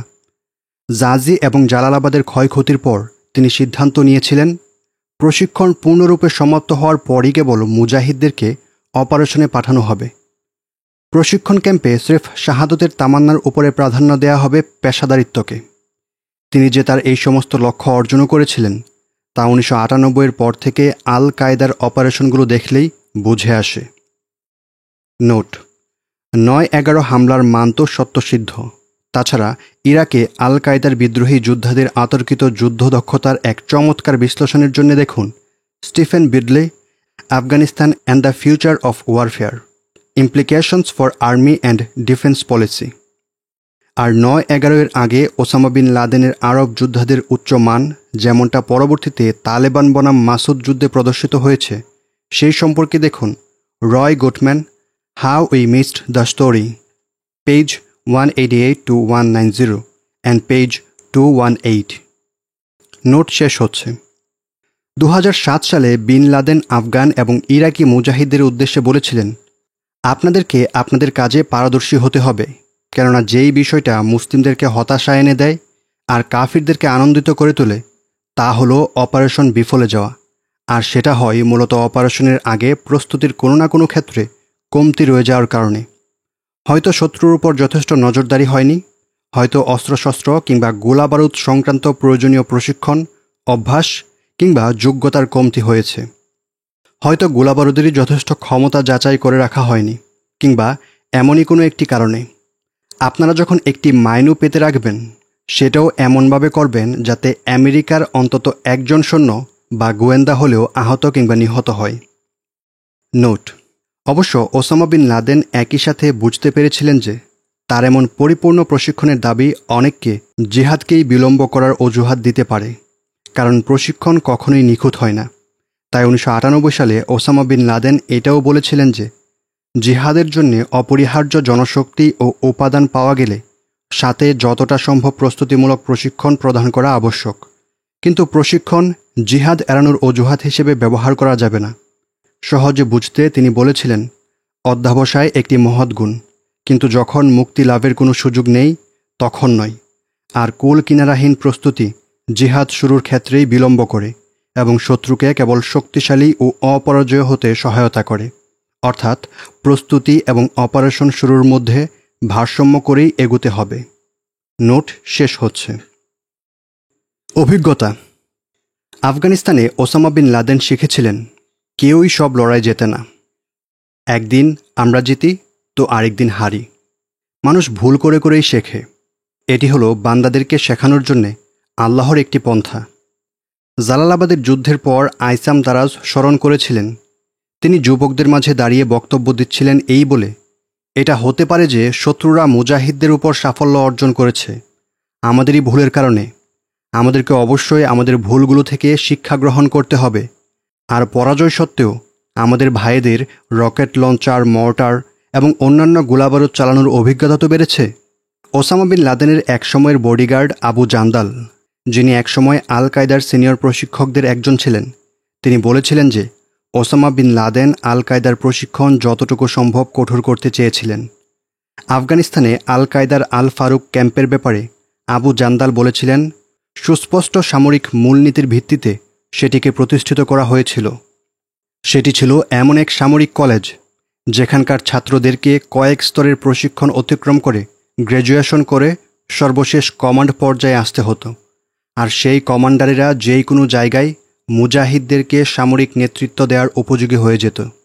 এই সামরিক কলেজটি প্রতিষ্ঠার লক্ষ্য ছিল বৈশ্বিক পর্যায়ের, অর্থাৎ আফগানিস্তানের জিহাদ সমাপ্ত হয়ে গেলে এখান থেকে বের হওয়া কমান্ডারেরা বিশ্বের যেই কোনো প্রান্তে সফলভাবে যুদ্ধ কিংবা সামরিক অপারেশন পরিচালনার জন্য প্রস্তুত ছিলেন। সোভিয়েত আফগান যুদ্ধ শেষে অনেক যুবক আফগানিস্তান থেকে বের হয়ে বসনিয়া, হার্জেগোভিনা, চেচনিয়া, ফিলিপাইন দ্বীপপুঞ্জ, ইরিত্রিয়া, সোমালিয়া, বার্মাসহ অন্যান্য অঞ্চলে যাবার মাধ্যমে উক্ত লক্ষ্য অর্জিত হয়েছিল। আল কায়দার সামরিক শাখা শূন্য থেকে পয়দা হয়নি, বরং তা ছিল পদ্ধতিগত সামরিক সুপ্রশিক্ষণ পাওয়া ক্যাডারদের অক্লান্ত পরিশ্রমের ফসল। নিরাপত্তা। আফগান যুদ্ধের পর ওসামা বিন লাদেনের পরিকল্পনায় নিরাপত্তার বিষয়টা ব্যাপক প্রাধান্য পায়। প্রায় তিনি নিরাপত্তা নিয়ে রাসূল সাল্লাল্লাহু আলাইহি সাল্লামের আদেশের ব্যাপারে তাগিদ দিতেন। তাছাড়া আরব সরকারগুলোর, বিশেষত সৌদি আরবের গোয়েন্দারা প্রায়ই মুজাহিদদের ক্যাম্পে যোদ্ধা সেজে অনুপ্রবেশের চেষ্টা করত। ওসামা বিন লাদেন এটাকে সবচেয়ে বড় হুমকি হিসেবে দেখতেন। তাই একদিকে তার যোদ্ধাদেরকে তিনি এই উপদেশ দিতেন, তোমাদেরকে অবশ্যই নিজেদের গোপনীয়তা রক্ষা করে চলতে হবে। আবার এইভাবেও সতর্ক করতেন যে মুজাহিদদের কাতারে প্রবেশ করে কুন্দল সৃষ্টি করা মুনাফিকদের ব্যাপারেও তোমাদেরকে সদা সাবধান থাকতে হবে। আজকে অর্থাৎ 2011 সালে প্রায় 1.5 যুগেরও বেশি সময় ধরে চলা যুদ্ধে আজও পশ্চিম আর তার আরব মিত্ররা মিলে তাকে হত্যা করতে না পারা, আল কায়দাকে ধ্বংস করতে না পারা কিংবা সংগঠনটির মিডিয়া ও অর্থনৈতিক কর্মকাণ্ড গুড়িয়ে দিতে না পারার পেছনে অন্যতম প্রধান কারণ হিসেবে কাজ করছে সংগঠন ও কার্যক্রমের ব্যাপারে ওসামা বিন লাদেনের গোপনীয়তার মূলনীতির সতর্কতা। ধৈর্য। 1987 সালের জাজি যুদ্ধ থেকে 1989 জালালাবাদ যুদ্ধের মধ্যেকার সময়টাই ওসামা বিন লাদেনের যোদ্ধাদের অভূতপূর্ব উন্নতির কারণ ছিল অভিজ্ঞতা এবং ধৈর্যশীল প্রশিক্ষণ। জালালাবাদের পর থেকে বলা যায় ধৈর্যশক্তি আল কায়দার সিগনেচারে পরিণত হয়। বিন লাদেনের যুক্তিতে ছোট ছোট হয়রানি করা অপারেশন পরিচালনা করা সহজ, কিন্তু সেইগুলো শত্রুকে পরাজিত করে না। তাই আল কায়দা বলতে শুরু করে মানসম্পন্ন অপারেশনের কথা, যেগুলো শত্রুর উপর সত্যিকার প্রভাব ফেলতে যথেষ্ট হবে। আর সেই জন্যে অবশ্যই ভালো মানের প্রস্তুতি আবশ্যক। তাই ওসামা বিন লাদেন উপসংহার টানতেন যে আমাদেরকে অবশ্যই যথেষ্ট ধৈর্যশীল এবং আল্লাহভীরু হতে হবে, কেননা এগুলোই বিজয়ের চাবিকাঠি। অর্থনৈতিক পতন। ওসামা বিন লাদেন মনে করতেন সামরিক নয়, বরং মূলত অর্থনৈতিকভাবে ক্ষতিগ্রস্ত হওয়ার কারণেই সোভিয়েত ইউনিয়নের পতন ঘটেছিল। তিনি লিখেছিলেন, গর্বাচেভ তাদেরকে ব্যাখ্যা করেছিলেন যে আফগান যুদ্ধ রাশিয়ার অর্থনীতিতে খরা এনে দিয়েছে। এমন একটি ব্যয়বহুল যুদ্ধের খরচ তারা আর বহন করতে চায়নি, যেটার সম্ভাব্য কোনো সমাপ্তি দেখা যাচ্ছিল না।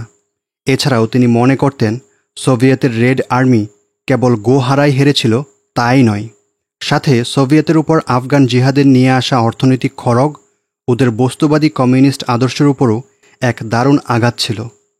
এই ব্যাপারটা আসলেও সত্য ছিল কিনা তার প্রমাণ না থাকলেও এমন বিশ্বাসই ওসামা বিন লাদেনের সামরিক কৌশলকে প্রভাবিত করেছিল, বিশেষ করে আমেরিকার বিরুদ্ধে।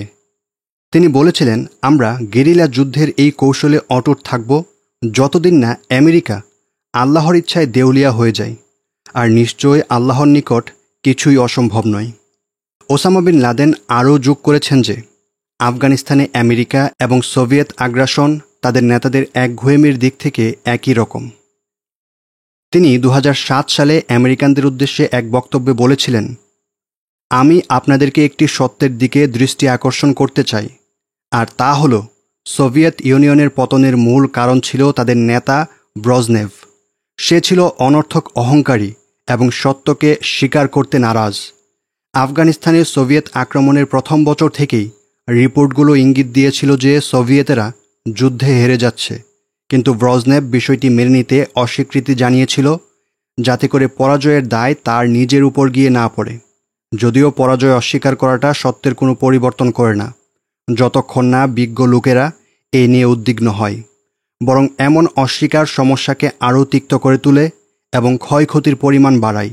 আজকে আপনারা প্রেসিডেন্ট জর্জ ডব্লিউ বুশের একঘেয়েমির মাধ্যমে প্রায় ২০ বছর আগে সোভিয়েতদের অবস্থার সাথে এক আকর্ষণীয় সাদৃশ্য দেখিয়ে চলেছেন। ব্যবস্থাপনা।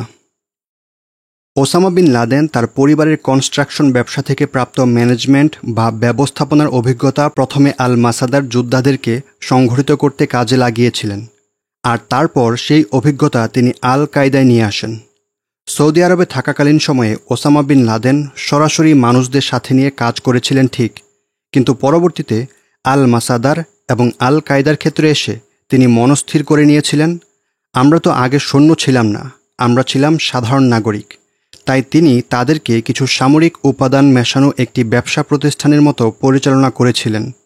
এই সেটআপের শুধু প্রয়োজন ছিল একজন দক্ষ ম্যানেজারের। সাংবাদিক আহমদ জাইদান, যিনি বিন লাদেনকে ২০ বছরেরও বেশি সময় ধরে চিনতেন এবং তার কাজকর্ম পর্যবেক্ষণ করেছিলেন, তিনি লিখেছেন যে আফগান যুদ্ধের সময়কালে ওসামা বিন লাদেন পুরোদস্তর একজন ব্যবসায়ীর মতো কাজকর্ম পরিচালনা করেছিলেন। জাইদানের ভাষায় তিনি ছিলেন খুবই গুছালো এবং খুবই হিসেবি। রসদ। আফগানে থাকাকালে একজন দানশীল, একজন ইঞ্জিনিয়ার এবং একজন যোদ্ধা হিসেবে প্রাপ্ত অভিজ্ঞতা থেকে ওসামা বিন লাদেন বুঝতে পেরেছিলেন যে মুজাহিদেরা প্রায় সবসময় তাদের থেকে অনেক বেশি শক্তিশালী শত্রুর চাপের মধ্যে থাকবে, আর তাই তাদের নিরবিচ্ছিন্নভাবে রসদ প্রয়োজন হবে। তার ভাষায়, আপনাকে সঠিক সময়ে অস্ত্রশস্ত্র গোলাবারুদ নিশ্চিত করতে হবে, রকেট লঞ্চারের জন্য রকেটও লাগবে, আবার মৃতদেরকে সরিয়ে নেয়ার জন্য প্রয়োজনীয় ব্যবস্থাও করতে হবে। আল্লাহ তাদেরকে শহীদ হিসেবে কবুল করুন। জান এবং মাল জিহাদের জন্য দুটো আবশ্যক প্রয়োজনীয় উপাদান বিবেচনা করে বিন লাদেন এবং তার সহকর্মীরা আল কায়দাকে এমন এক সংগঠন হিসেবে গড়ে তুলেছিলেন যেটা কিনা উক্ত দুই উপাদানই যথেষ্ট পরিমাণে সরবরাহ করতে পারে। নোট: জিহাদের উপকরণ হিসেবে জান এবং মালের ব্যাপারে কোরআন সুন্নাহ দিয়েই প্রমাণিত। উদাহরণস্বরূপ সূরা আস-সফের ১১ নং আয়াতের তাফসির দেখা যেতে পারে। তাই এই ব্যাপারটা ওসামা বিন লাদেন কিংবা ইসলামপন্থীদের নতুন করে চিন্তা করে উদ্ভাবন করার কিছুই ছিল না। নোট শেষ হচ্ছে। তাও সেটা একই সাথে তাদের নিজেদের জন্যে এবং বিশ্বব্যাপী যেসব ইসলামী জিহাদি আন্দোলনকে তারা সমর্থন করতে চায় তাদের জন্যেও। নোট: আল কায়দার বর্তমান অর্থাৎ ২০১০ থেকে ১১ আফগান যুদ্ধে লজিস্টিক সরবরাহের উপর জোর দেয়া এবং পেশাদারিত্বের বিষয়টি সম্পর্কে জানতে দেখুন Ahmad Zaidan interview with Mustafa Abu al Yazid, supervisor general of al Qaeda in Afghanistan. উল্লেখ্য, আল কায়দার ক্যারিয়ার ফাইন্যান্সার এবং রসদ সরবরাহকারী আবুল ইয়াজিদকে আফগানিস্তানে আল কায়দার একজন কমান্ডার হিসেবে নিযুক্ত করা হয়েছিল। ২০০৯ জুনের এক সাক্ষাৎকারে তিনি কিছু গুরুত্বপূর্ণ তথ্য দেন। সেখানে তিনি কিভাবে আফগানিস্তানে আল কায়দার মূল ভূমিকা সামরিক যুদ্ধ থেকে পাল্টে মুজাহিদ দলগুলোকে রসদ সরবরাহ, প্রশিক্ষণ, পুনর্নিয়োগ, গোয়েন্দা জড়োকরণ এবং মিডিয়া অপারেশনের দিকে পরিবর্তিত হয়েছিল, এই ব্যাপারে বিস্তারিত ধারণা দিয়েছিলেন। আবু ইয়াজিদ ২০১০ সালে আফগানিস্তানে শহীদ হন। মিডিয়া। সোভিয়েত বিরোধী জিহাদের শেষের দিকে আইসাম দারাজকে ওসামা বিন লাদেন বলেছিলেন যে তিনি ইসলামের রাহে মিডিয়ার ব্যবহারের গুরুত্বের ব্যাপারে পুরোপুরি সংশয়হীন। এছাড়াও পরবর্তীতে তিনি সোভিয়েত বিরোধী আফগান জিহাদ নিয়ে সৌদির অফিসিয়াল মিডিয়াগুলোর শক্তিশালী প্রভাবের ব্যাপারেও স্মরণ করতেন। তিনি বলেছিলেন, আরব রাষ্ট্রগুলোই সৌদির সব অফিসিয়াল মিডিয়া তাদের দৈনিক ৫ বারের ব্রডকাস্টে এই টপিক অর্থাৎ সোভিয়েতদের বিরুদ্ধে আফগান জিহাদ ভালোই কভার করত। মুজাহিদদের আত্মত্যাগ ও বীরত্বগাথা অসংখ্য মানুষের কাছে পৌঁছে দিত। ওসামা বিন লাদেন মিডিয়াকে স্রেফ আরেকটা অর্থ সংগ্রহের মাধ্যমই নয়, বরং সমস্ত বিশ্বের মুসলিমদেরকে জিহাদের দায়িত্বের ব্যাপারে জানানোর এবং ইসলামের উপর কোনো প্রকার আক্রমণ আসা মাত্রই এই দায়িত্ব পালনে উদ্বুদ্ধ করার অন্যতম মাধ্যম হিসেবে দেখতে শুরু করেন। ৯/১১ আগে মোল্লা ওমরের কাছে ওসামা বিন লাদেন বলেছিলেন, এই ব্যাপারে কোনোই সন্দেহ নেই যে এই শতাব্দীতে মিডিয়া যুদ্ধ হল যুদ্ধের অন্যতম শক্তিশালী কৌশল, এমনকি এটা লড়াইয়ের প্রস্তুতির ৯০% পর্যন্তও গুরুত্বপূর্ণ হয়ে উঠতে পারে। জিহাদ। ওসামা বিন লাদেন এবং তার সহকর্মীরা আফগানিস্তান থেকে শিক্ষা পেয়েছিলেন যে শত্রুর আক্রমণ থেকে ইসলামকে হেফাজত করার একমাত্র অবলম্বন হল আল্লাহর রাস্তায় জিহাদ। বিন লাদেন জিজ্ঞাসা করতেন, কুমির কি অস্ত্রের ভাষা ছাড়া অন্য কোনো ভাষা বোঝে? এই ব্যাপারটার কিয়দাংশ তিনি শিখেছিলেন আবদুল্লাহ আজ্জাম থেকে, কোট, যারাই সততার সাথে আজকের মুসলিমদের পরিণতি হয়েছে জিহাদকে ত্যাগ করার কারণেই, আনকোট। আর ব্যাপারটার বিরাট অংশই বিন লাদেন শিখেছিলেন বাস্তবতা থেকে। সোভিয়েতদের একদিকে তো কোনো প্রকার সমঝোতা কিংবা চুক্তিতে কোনো আগ্রহই ছিল না, তার উপর তারা আফগানিস্তান ছাড়তে চেয়েছিল কেবল বিজয়ের কোনো সম্ভাবনাই দেখা যাচ্ছিল না বলে, যুদ্ধের কারণে তাদের অর্থনীতির 12টা বেজে গিয়েছিল বলে। ওসামা বিন লাদেন বলতেন, দখলদার কাফিরদের সাথে কোনো সমঝোতা হতে পারে না, আর ওদেরকে প্রতিহত করবার জন্যে জিহাদ ব্যতীত অন্য যেই কোনো পন্থা অবলম্বন করার মানে হলো এক দুষ্ট চক্রের মধ্যে ঘুরপাক খাওয়া। মস্কোর সৈন্য অপসারণ থেকে আজ অবধি 2010-11-এ ওসামা বিন লাদেন মুসলিমদেরকে এই ব্যাপারটারই উপলব্ধির তাগিদ দিয়ে যাচ্ছেন যে মুসলিমদের পরিত্রাণ কেবল একটি পন্থাতেই রয়েছে, জিহাদ ফিসাবিলিল্লাহ। এমনকি ঐতিহাসিকভাবেও এটাই সত্য। উদাহরণস্বরূপ সালাউদ্দিনের সময় স্মরণ করা যেতে পারে। তাই ফিলিস্তিন, ইরাক, আফগানিস্তান কিংবা সৌদি আরব, যেখানেই দখলদার কাফিরেরা সামরিক বা রাজনৈতিক আগ্রাসন চালাচ্ছে, সব জায়গার ঔষধ একটাই। ওসামা লেখেন, ইহুদি খ্রিস্টানদের থাবায় পড়ে ফিলিস্তিন আর তার জনগণ আজকে প্রায় শতাব্দীকাল ধরে অপরিমেয় দুর্ভোগের মধ্যে রয়েছে। আর এই দুই শত্রুর কেউই কিন্তু আমাদের কাছ থেকে ফিলিস্তিনকে সমঝোতা বা চুক্তির মাধ্যমে বুঝে নেননি, বরং অস্ত্র আর ক্ষমতার জুড়েই দখল করেছে। আর তা ফিরিয়ে আনার উপায়ও ওই একটাই, লোহাকে লোহা দিয়ে কাটতে হবে। আল কায়দা। খুবই হাস্যকর এবং অবাক করা হলেও একটি প্রশ্ন এখনও বিশ্বব্যাপী মানুষকে বলতে শোনা যায়। সেটা হলো, আল কায়দার কি আসলেও অস্তিত্ব আছে?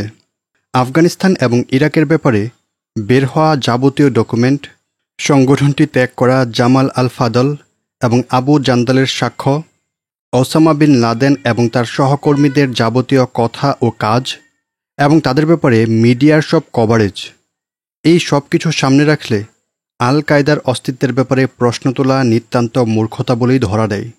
কিন্তু তবুও ঘুরে ফিরেই কিনা এই প্রশ্ন আসে।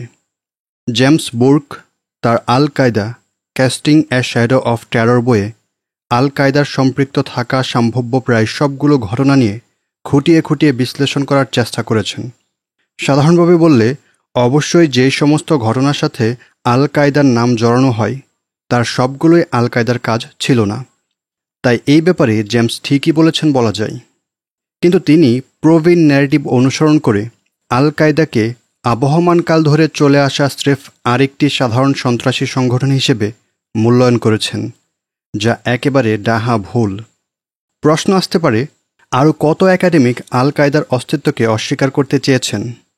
ইউনিভার্সিটি অফ ক্যালিফোর্নিয়া ডেভিসের ধর্ম বিষয়ক অধ্যাপক ফ্ল্যাগ মিলার নাকি বিশ্বের সামনের সারির ইসলামপন্থী ব্যক্তিত্বের প্রায় 1459টি অডিও টেপ গবেষণা করে সিদ্ধান্ত নিয়েছিলেন যে 2001 সালের আগে আল কায়দা শব্দটির মাধ্যমে একটি নির্দিষ্ট দল বা সংগঠন বোঝানোর কোনো ইঙ্গিত পাওয়া যায় না। সম্পাদক পিটার বার্গেন এই ধরনের কথাকে ফালতু প্রলাপ বলে উড়িয়ে দিয়েছিলেন। কিন্তু মিলার আবার অগ্নিশর্মা হয়ে পিটারের সম্পাদনার ব্যাপারে মন্তব্য করেছিলেন যে পিটারের অতিমাত্রার সম্পাদনা এই ধরনের বিশ্লেষণধর্মী বইয়ের পথ রুদ্ধ করে দেয়। মিলারের গলাবাজি আর বেছে বেছে প্রমাণ ব্যবহার করা এটাই প্রমাণ করে যে ওসামা বিন লাদেন এবং আল কায়দার ব্যাপারে অধ্যয়নে সামাজিক বিজ্ঞানের আসলে কি নগণ্য অবদান ছিল।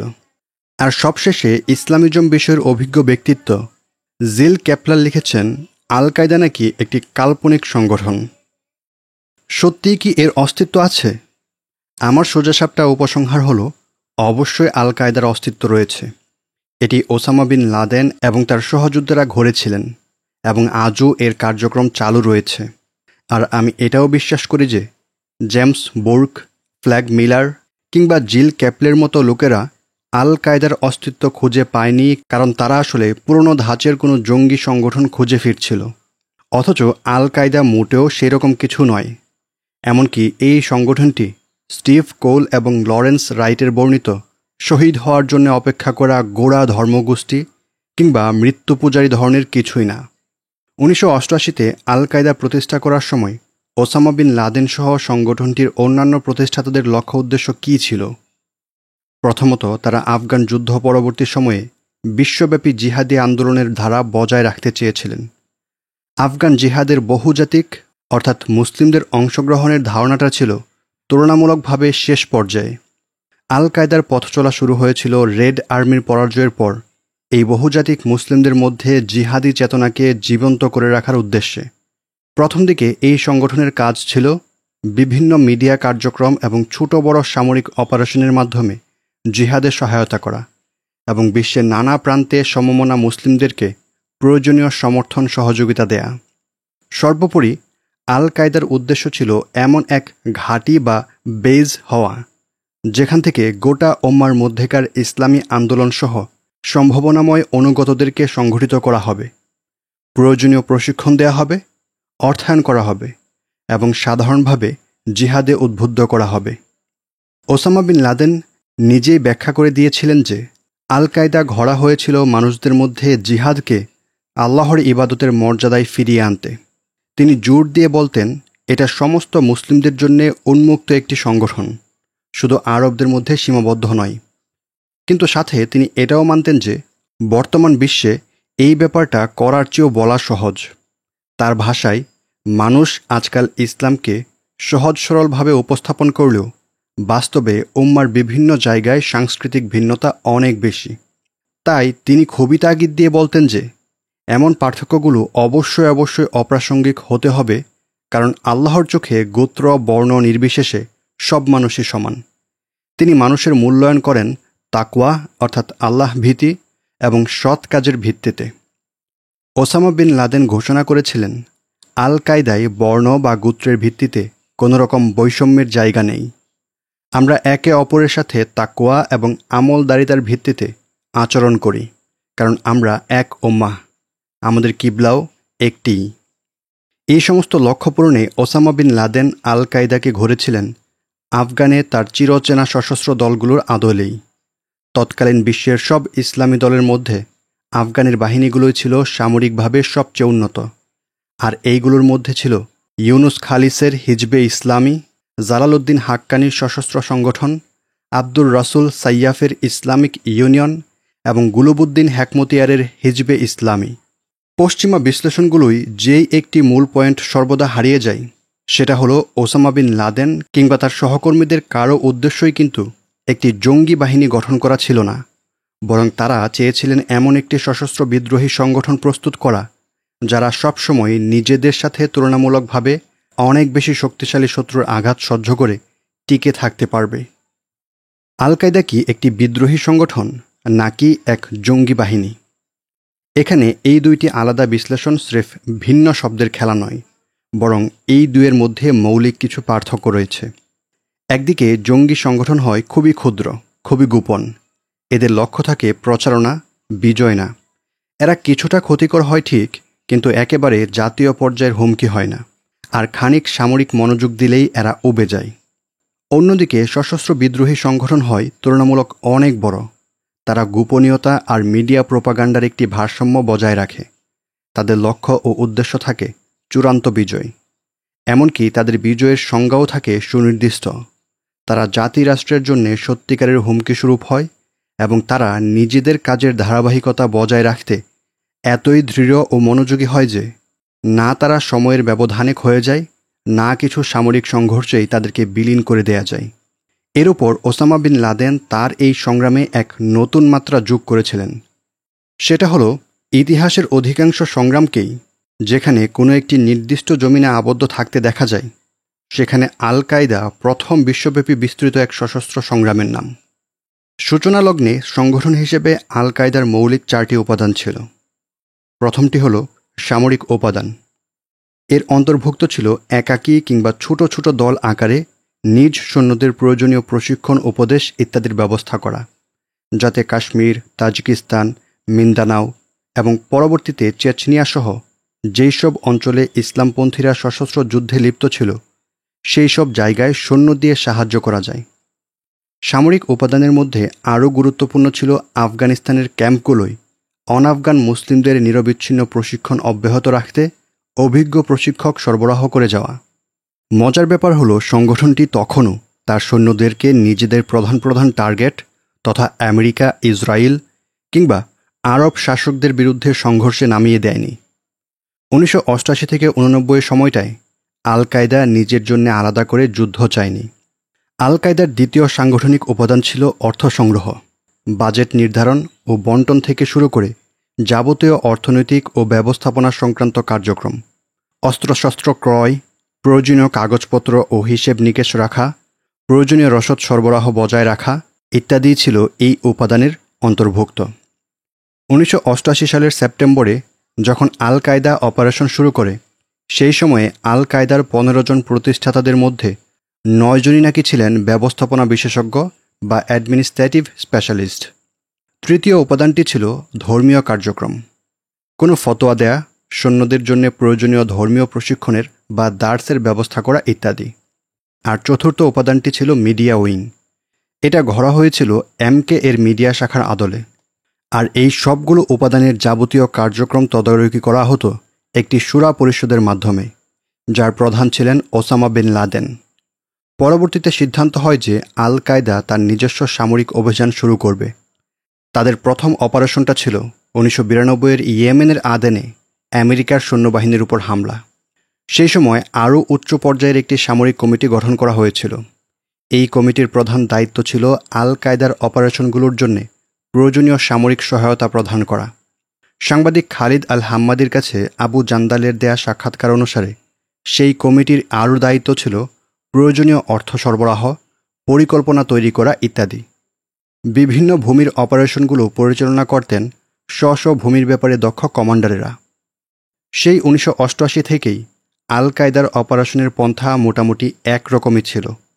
উদাহরণস্বরূপ, এর সামরিক উপাদানের কাজ মুসলিম বিশ্বের সশস্ত্র বিদ্রোহী সংগঠনগুলোকে স্রেফ উস্কে দেয়া ছিল না, বরং এর কাজ ছিল তাদেরকে যথাসম্ভব হাতে কলমে সাহায্য করা। মুসলিমদেরকে জিহাদের জন্য উদ্বুদ্ধ করা তো আল কায়দার প্রধানতম কাজ, ঠিক আছে, কিন্তু এর সামরিক কাজ ছিল সশস্ত্র ইসলামী সংগঠনগুলোকে অর্থায়ন করা, উন্নত প্রশিক্ষণ প্রদান এবং সর্বোপরি দিক নির্দেশনা দেয়া। সোভিয়েত বিরোধী জিহাদে সংগঠনটির প্রতিষ্ঠাতাদের অভিজ্ঞতা অনুসারে আফগানিস্তানের সামরিক কিংবা ধর্মীয় নেতৃত্ব স্থানীয় পর্যায়ে যোগ্য আরবেরা উঠে আসার সম্ভাবনাকে আফগানরা শুরুর দিকে ভালোই নেতিবাচকভাবে নিয়েছিল। এই থেকে তারা সিদ্ধান্ত নিয়েছিলেন যে ভিন্ন ভিন্ন অঞ্চলের নেতৃত্বে স্ব অঞ্চলের মুসলিমদেরই রাখা হবে। এই নিয়মের পাশাপাশি এমন পরিকল্পনাও নেওয়া হয়েছিল যে প্রয়োজন হলে আল কায়দার নিজস্ব যোদ্ধাদেরকে সেই সব অঞ্চলে প্রয়োজনীয় সব ধরনের সাহায্য সহযোগিতার জন্য পাঠানো হবে। এই ব্যাপারটা আল কায়দা অনেক সময় ধরে রপ্ত করেছিল, কিন্তু শেষমেশ আল কায়দা নেতৃত্ব যে ব্যাপারটা আসলেও রপ্ত করেছিলেন, সেটা আজকের আফগানিস্তান, ইয়েমেন, সৌদি আরব, উত্তর ককেশাস, দক্ষিণ থাইল্যান্ড, ফিলিস্তিন এবং সোমালিয়ার দিকে তাকালেই স্পষ্ট প্রমাণ মেলে। এই সবগুলো জায়গাতেই আল কায়দার অধীনস্থ ইসলামী সশস্ত্র বাহিনীগুলো স্থানীয় যোদ্ধা দিয়ে পূর্ণ, আর সেগুলো স্থানীয় নেতৃত্বের অধীনেই পরিচালিত হয়। এই নিয়মের অন্যতম ব্যতিক্রম ছিল আবু মুসআব আল জারকাউইর অধীনে ইরাকের দায়িত্ব নেয়া। পরবর্তীতে আলোচনা আসবে যে কিভাবে জারকাউই কিছু কার্যক্রম 9/11-এর পর প্রথমবারের মতো আল কায়দাকে রীতিমতো অস্তিত্ব সংকটে ফেলে দিয়েছিল। আর আল কায়দা যে সেই ঘটনা থেকেও দারুণ শিক্ষা নিয়েছিল তা জারকাউইর পরপরই তার স্থানে আসা আবু হামজা আল মুহাজিরের নিভৃত, আনুগত্যশীল এবং অত্যন্ত প্রভাব বিস্তারকারী কার্যকলাপ থেকে সহজেই আঁচ করা যায়। ওসামা বিন লাদেন যে আল কায়দাকে প্রাথমিকভাবে আফগানের সশস্ত্র দলগুলোর আদলে সাজিয়েছিলেন, সেটা তার ব্যাপারে অহরহ সেটে দেয়া একটি অপবাদের নিরসন করে দেয়। আর সেটা হলো, তিনি নাকি দাবি করতেন তার যোদ্ধারাই সোভিয়েতদের রেড আর্মিকে পরাজিত করেছেন। ওসামা বিন লাদেন সম্পর্কে কলম ধরা বেশিরভাগ লেখকই তার ব্যাপারে এই অপবাদ দিয়ে থাকেন। আসলে এই সমস্ত লেখকেরা এই সমস্ত বলে কয়ে ওসামা বিন লাদেনকে একজন উড়ো কথার দাম্ভিক কল্পনাবিলাসী হিসেবে চিত্রায়ন করতে চায়। যদি তিনি সত্যিই এমন কোনো দাবি করে থাকতেন, তাহলে আমিও তার ব্যাপারে একই ধরনের কথাই বলতাম, কিন্তু তিনি কখনোই এমন দাবি করেননি। সোভিয়েতরা পরাজিত হওয়ার এত বছর পরে এসেও, অর্থাৎ 2010 এবং 11-এর দিকে, তিনি মুজাহিদদের বিজয়ে সর্বপ্রথম কৃতিত্ব দেন আল্লাহকে, এরপর দেন আফগানদেরকে। আর যখনই তিনি আফগান যুদ্ধের প্রসঙ্গে আমরা শব্দটা বলতেন, প্রতিবারই সেখানকার সব মুসলিমদেরকে বোঝাতেই বলতেন। ওসামা বিন লাদেন এমনটা বলেন মূলত দুই কারণে। প্রথমত, কারণ এটিই সত্য, আফগানেরাই মূলত রেড আর্মিকে তাড়িয়েছিল। আর কেউ এই ব্যাপারটার সাথে সাংঘর্ষিক কথাবার্তা বললে তো আফগানেরাই সর্বপ্রথম বিরোধিতা করত। আর আমার জ্ঞানে এখনও পর্যন্ত বিশ্বাসযোগ্য আফগানদের কেউই এই ব্যাপারে ওসামা বিন লাদেনকে প্রশ্নবিদ্ধ করেনি, অথচ পশ্চিমা পণ্ডিতদের অনেকেই তা করে ফেলেছে। আর দ্বিতীয়ত, ওসামা বিন লাদেন আফগানিস্তানকে দেখেছেন আল্লাহর পক্ষ থেকে ইসলামের পুনর্জাগরণের সুবর্ণ সুযোগ হিসেবে। এছাড়া আফগানরা যে নিজেদের বীরত্ব গাথায় আরবরা সহ অন্যান্য অনাফগানদেরকে সাধ্য অনুযায়ী অবদান রাখার সুযোগ করে দিয়েছিলেন, সেই জন্যে ওসামা বিন লাদেন তাদের প্রতি সত্যিই কৃতজ্ঞ ছিলেন। তিনি বিশ্বাস করতেন যে তাকে এবং অন্য সব মুসলিমদেরকে আফগানদের যতটা প্রয়োজন, তার চেয়েও তাদের আফগানদেরকে ঢের বেশি প্রয়োজন। তিনি লিখেছিলেন, আফগান মুসলিমরা কেবল নিজেদের দেশই উদ্ধার করেনি, বরং পবিত্র ভূমিগুলো সহ আরব উপসাগরীয় দেশগুলোর মুসলিমদেরও উদ্ধার করেছে, অর্থাৎ ঘুরে দাঁড়ানোর সুযোগ এনে দিয়েছে। রাশিয়ার আক্রমণের পর বিশ্বের মুসলিমেরা যখন আফগানদের দিকে তাকালো, তখন তারা আফগানদেরকে দারুণ ঈমানদীপ্ত এবং রাশিয়ার বিরুদ্ধে যুদ্ধ করতে প্রস্তুত দেখতে পেল। অথচ আফগানদের কাছে সম্বল হিসেবে সর্বসাকুল্যে আদিকালের কিছু রাইফেল ছিল, যেগুলো তাদের দাদা পরদাদারা ব্রিটিশদের বিরুদ্ধে যুদ্ধে ব্যবহার করত। এমনকি আফগানেরা এইসব রাইফেলের গোলাবারুদ কিনতে নিজেদের ভেড়াগুলো বিক্রি করে দিয়েছিল। এই সমস্ত কারণেই আল্লাহ তাআলা মুজাহিদ নেতৃত্বকে জিহাদের পতাকা উত্তোলনের তৌফিক দিয়ে দিলেন। আফগানরা সাম্প্রতিক সময়ে কুফরের পক্ষ থেকে ইসলামের উপরে আসা সবচেয়ে বড় ধরনের আক্রমণকে প্রতিহত করতে সক্ষম হয়েছিল। আমরা আল্লাহর কাছে প্রার্থনা করি যেন তাদেরকে তিনি সর্বোত্তম পুরস্কারে পুরস্কৃত করেন। আল্লাহ তাআলার রহমতে আফগানিস্তানের বান্দারা এগিয়ে না এলে আরব উপসাগরীয় রাষ্ট্রগুলোও হয়তো পর্যায়ক্রমে কমিউনিজমে আক্রান্ত হয়ে যেত। বিজয় নিশ্চিতকরণ। জালালাবাদের পর ওসামা বিন লাদেন আফগান মুজাহিদ দলগুলোকে ঐক্যবদ্ধ করার কাজে মনোযোগী হন, যাতে করে বিজয় নিশ্চিত করা যায়। তিনি নিজের সবটুকু ঢেলে দিয়ে মুজাহিদদের 7টি প্রধান দলকে এমন এক ঐক্য জোটে আনার চেষ্টা করতে থাকেন, যেটা সম্ভব হলে আফগান কমিউনিস্টদেরকে পরাজিত করা হবে, দেশব্যাপী রাজনৈতিক প্রভাব নিয়ন্ত্রণে আসবে এবং এক পর্যায়ে দেশ পরিচালনা সম্ভবপর হয়ে উঠবে। চতুর্থ অধ্যায়ে আমরা এই ব্যাপারে আরও বিস্তারিত দেখাব যে এই ঐক্য অর্জনের প্রচেষ্টা ছিল এক নিদারুণ কষ্টের যাত্রা। কেননা একদিকে তো যুদ্ধকালীন সময় থেকেই দলগুলোর মধ্যে একে অপরের প্রতি অস্থিরতা বিরাজ করছিল, তার উপর আবার আফগানদের মূল ক্ষমতা দখলের ব্যাপারে সৌদি আরব এবং পাকিস্তান উভয়েরই আলাদা পছন্দ ছিল, যথাক্রমে সাইয়াফ এবং হেকমতিয়ার। প্রিন্স তুর্কি তথা রিয়াদ প্রশাসন বিশেষভাবে নিশ্চিত করতে চেয়েছিল যেন আহমদ শাহ মাসউদ যতটা সম্ভব কম ক্ষমতা পায়, কেননা তারা ভয় করছিল সে হয়তো পরবর্তীতে ইরানি শিয়াদের সাথে কাজ করবে এবং আফগানিস্তান ও মধ্য এশিয়াতে ইরানের প্রভাব বলয় তৈরি করে দিবে। 1991 সালের আগ পর্যন্ত ওসামা বিন লাদেন এই সমস্ত দর কষাকষিতে কম বেশি উপস্থিত থাকতেন। এই ব্যাপারটায় তার এত উৎসাহ ছিল কিশোর বয়সের সেই ধারণার কারণে, ইসলামের শত্রুদেরকে হারাতে হলে মুসলিমদেরকে ঐক্যবদ্ধ হতে হবে। কিন্তু পরবর্তী কয়েক বছরে বিন লাদেন আবিষ্কার করেন যে এইসব ভিন্ন মতাবলম্বীদেরকে ঐক্যবদ্ধ করার চেয়েও পরাশক্তি রাশিয়ার পতনই বরং আরও সহজসাধ্য ছিল। এক বিশ্বময় জিহাদের পথে 1989 সালের মধ্যে আফগান জিহাদে ওসামা বিন লাদেনের অভিজ্ঞতা কৈশোর থেকেই তার মধ্যে থাকা সালাফি জিহাদি মানসিকতাকে আরও দৃঢ় করে তোলে, আর তার শত্রুদের কাছে তাকে এক অদ্বিতীয় প্রতিপক্ষে পরিণত করে। পরবর্তী প্রায় 7 বছর তিনি ইসলামের বিভিন্ন প্রকার শত্রুদের প্রয়োজনীয় শ্রেণীকরণ করেন।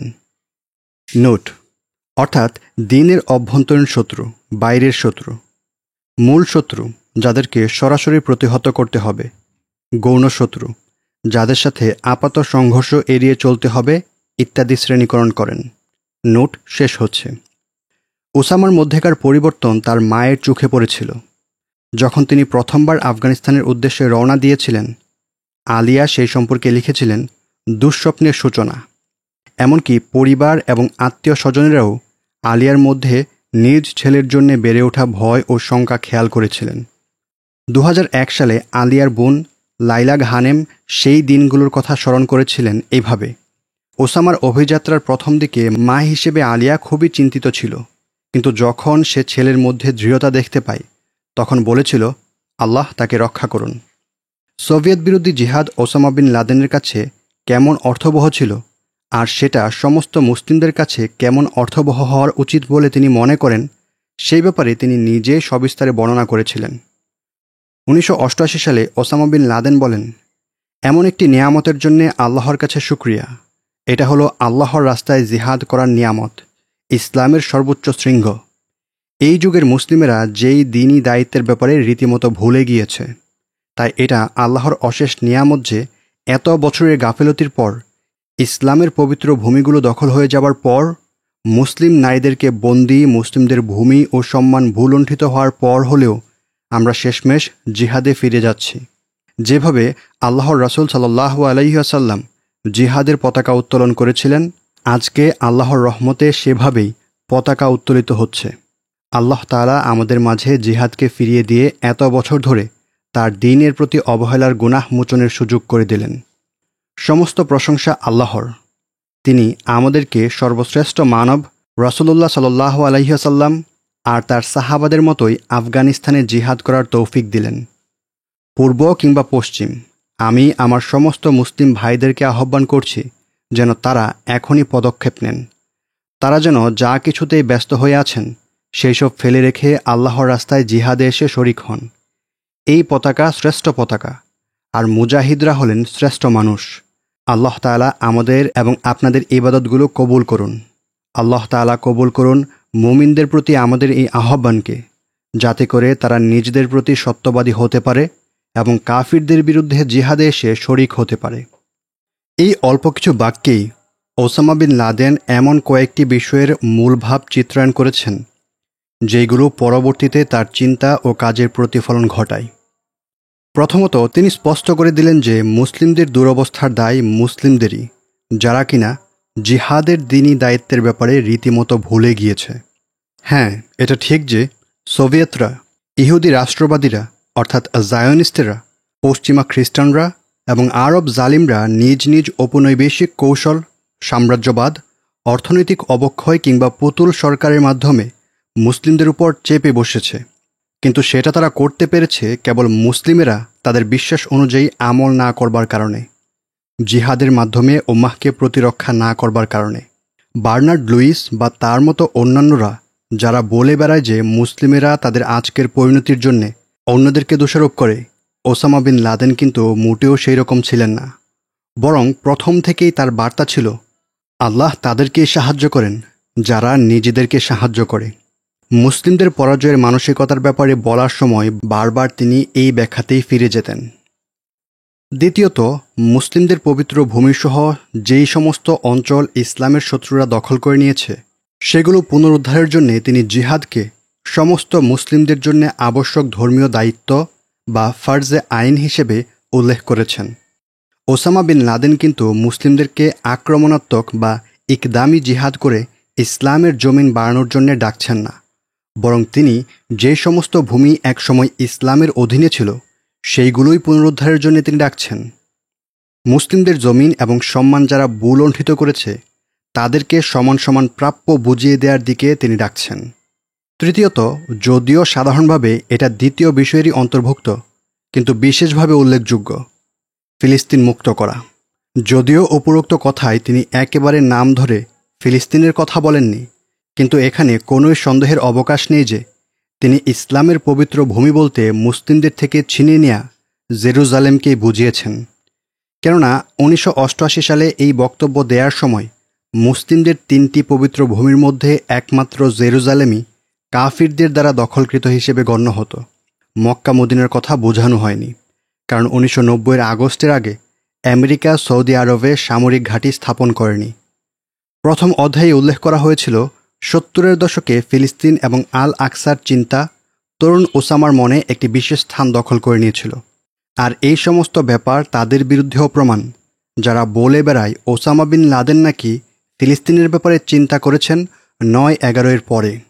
এবং চূড়ান্তভাবে এই বক্তব্যের যেই ব্যাপারটা পরবর্তীতে ওসামা বিন লাদেনের চিন্তা এবং প্রকাশ্য বক্তব্যগুলোই বারবার ঘুরে ফিরে এসেছে, সেটা হলো ইসলামের শত্রুদের বিরুদ্ধে প্রতিরোধের বৈশ্বিক প্রকৃতি বা গ্লোবাল নেচার।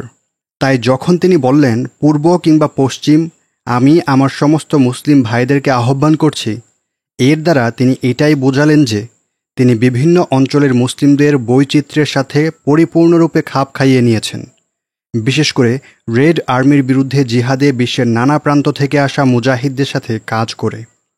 এভাবেই আল্লাহর শত্রুদেরকে চূড়ান্তভাবে হারাবার জন্যে এক বিশ্বময় চিন্তা লালন করে তিনি আফগানিস্তান ছেড়েছিলেন। তিনি এমন এক ময়দানে যুদ্ধের প্রস্তুতি নিয়েছিলেন যা নিজেই প্রকৃতিগতভাবে বিশ্বময় বিস্তৃত, আর তাই বৈশ্বিক জিহাদ শুরু করার প্রয়োজনীয় উপাদানও তার হাতের নাগালে চলে আসে। আলহামদুলিল্লাহ, এরই মাধ্যমে আমরা শেষ করছি সাম্রাজ্যের ত্রাস মাইকেল শয়ার লিখিত বইটির অডিও বুকের ৪র্থ পর্ব। আমরা আশা করি আপনারা আমাদের ইসলামিক অডিও বুক এবং মাহফিলের ইসলামিক অডিও বুক চ্যানেলটিতে সাবস্ক্রাইব করবেন এবং বেল বাটন চেপে রাখবেন পরবর্তী সকল ভিডিওর নোটিফিকেশন পাওয়ার জন্যে। এছাড়া আমরা অনুরোধ করব আপনারা এই সকল অডিও বুক অন্যদের মাঝে শেয়ার করুন এবং প্রচার বৃদ্ধি করুন এবং বেশি বেশি করে কমেন্ট করুন, কারণ কমেন্ট এবং শেয়ার আমাদের ভিডিওগুলো অন্যদের কাছে পৌঁছে যাওয়ার একটি মাধ্যম, এবং আমরা আশা করি আপনারা দ্বীনের দাওয়া হিসেবেই এই কাজগুলো করবেন ইনশাআল্লাহ। ইসলামিক অডিও বুকের পক্ষ থেকে অডিও বুক ডিসক্লেইমার। আসসালামু আলাইকুম রহমতুল্লাহ। ইসলামিক অডিও বুকে আপনাকে স্বাগতম। এই অডিও বুকটি শোনার আগে অনুগ্রহ করে কয়েকটি বিষয় মনে রাখবেন। এই ডিসক্লেমারটি আপনার এবং আমার মাঝে একটি স্বচ্ছ ও সুন্দর সম্পর্ক বজায় রাখতে সাহায্য করবে ইনশাআল্লাহ। অনুগ্রহ করে মনে রাখবেন, এই অডিও বুকে উপস্থাপিত ধর্মীয় আলোচনা, মতামত বা ব্যাখ্যা সম্পূর্ণভাবে বইটির লেখকের নিজস্ব। আমি এই চ্যানেলের পরিচালক হিসেবে একজন মুসলিম এবং আহলে সুন্নাহ ওয়াল জামাতের অনুসারী। তবে এই বইয়ের কোনো মন্তব্য আমার ব্যক্তিগত ধর্মীয় বিশ্বাস বা দৃষ্টিভঙ্গির প্রতিফলন নাও হতে পারে। ধর্মীয় যে কোনো বিষয়ে সিদ্ধান্ত গ্রহণের জন্য অনুগ্রহ করে বিজ্ঞ আলেম বা নির্ভরযোগ্য ধর্মীয় উৎসের সহায়তা নিন। এই চ্যানেলের উদ্দেশ্য কোনো রাজনৈতিক বা সাম্প্রদায়িক বিতর্ক সৃষ্টি করা নয়। অডিও বুকে যদি কোনো রাজনৈতিক বা সাম্প্রদায়িক প্রসঙ্গ এসে থাকে তবে তা কেবল বইয়ের কথোপকথনের অংশ হিসেবেই বিবেচ্য। এর মাধ্যমে কোনো নির্দিষ্ট রাজনৈতিক দল, গোষ্ঠী বা সম্প্রদায়ের প্রতি সমর্থন বা বিরোধিতা প্রকাশ করা হচ্ছে না। আমাদের লক্ষ্য সম্প্রীতি বজায় রাখা, বিভেদ সৃষ্টি করা নয়। এই অডিও বুকে উপস্থাপিত কোনো তথ্যকে আইনি বা নৈতিক উপদেশ হিসেবে গ্রহণ করবেন না। প্রয়োজনে সর্বদা একজন যোগ্যতা সম্পন্ন আইনজীবীর পরামর্শ নিন। বইয়ের চরিত্র বা ঘটনার নৈতিক বিশ্লেষণ লেখকের নিজস্ব এবং তা আপনার ব্যক্তিগত নৈতিকতার সাথে নাও মিলতে পারে। আমরা সকল প্রকার সন্ত্রাস, চরমপন্থা এবং যে কোনো ধরনের হিংসাত্মক কার্যকলাপের তীব্র নিন্দা জানাই। এই চ্যানেলের কোনো বিষয়বস্তু যদি সন্ত্রাস বা চরমপন্থাকে সমর্থন করে বলে মনে হয় তবে তা সম্পূর্ণরূপে লেখকের অনিচ্ছাকৃত এবং আমরা এর জন্য দায়ী নই। আমাদের উদ্দেশ্য শান্তি এবং ইসলামের প্রচার করা। প্রতিটি বই তার নিজস্ব বার্তা বহন করে। আমাদের পরিবেশিত অডিও বুক আপনার নিজস্ব ব্যাখ্যা এবং বিশ্লেষণ থেকে সম্পূর্ণই মুক্ত। আপনি যদি এই অডিও বুক বা এই বই থেকে কোনো ধরনের ভুল বা বিভ্রান্তিকর বিষয় বুঝে থাকেন তার জন্যে চ্যানেল কর্তৃপক্ষ দায়ী নয়। একইভাবে বইয়ের কোনো বিষয়বস্তু যদি আপনার ব্যক্তিগত জীবনে কোনো ধরনের নেতিবাচক প্রভাব ফেলে তার জন্যেও চ্যানেল কর্তৃপক্ষ দায়ী থাকবে না। বই পড়ুন, জ্ঞান অর্জন করুন, তবে প্রতিটি বিষয় নিজের বিবেক দিয়ে বিচার বিশ্লেষণ করে গ্রহণ করুন। এই অডিও বুকটি মূলত শিক্ষামূলক এবং গবেষণা ও বিনোদনের উদ্দেশ্যে তৈরি করা। আমাদের প্রচেষ্টা থাকবে সর্বোচ্চ সুন্দর ও রুচিশীল অডিও বুক আপনাদের উপহার দেয়া। ধন্যবাদ আনতে ইসলামিক অডিও বুক। আমরা আশা করব আপনারা সকলে এই বইটি কিনে নিজের সংগ্রহে রাখবেন এবং আমাদের ইসলামিক অডিও বুক চ্যানেলে সাবস্ক্রাইব করবেন এবং বেল বাটন চেপে রাখবেন পরবর্তী সকল ভিডিওর নোটিফিকেশন পাওয়ার জন্য। এছাড়াও আমরা সকলকে অনুরোধ করব আমাদের ভিডিওগুলোতে কমেন্ট করার জন্যে, লাইক করার জন্যে, কারণ আপনাদের কমেন্ট এবং লাইক ইউটিউবকে এইটি বোঝাতে সক্ষম হয় যে এই ভিডিওটি ভালো এবং এটি অন্যদের কাছে প্রচারযোগ্য।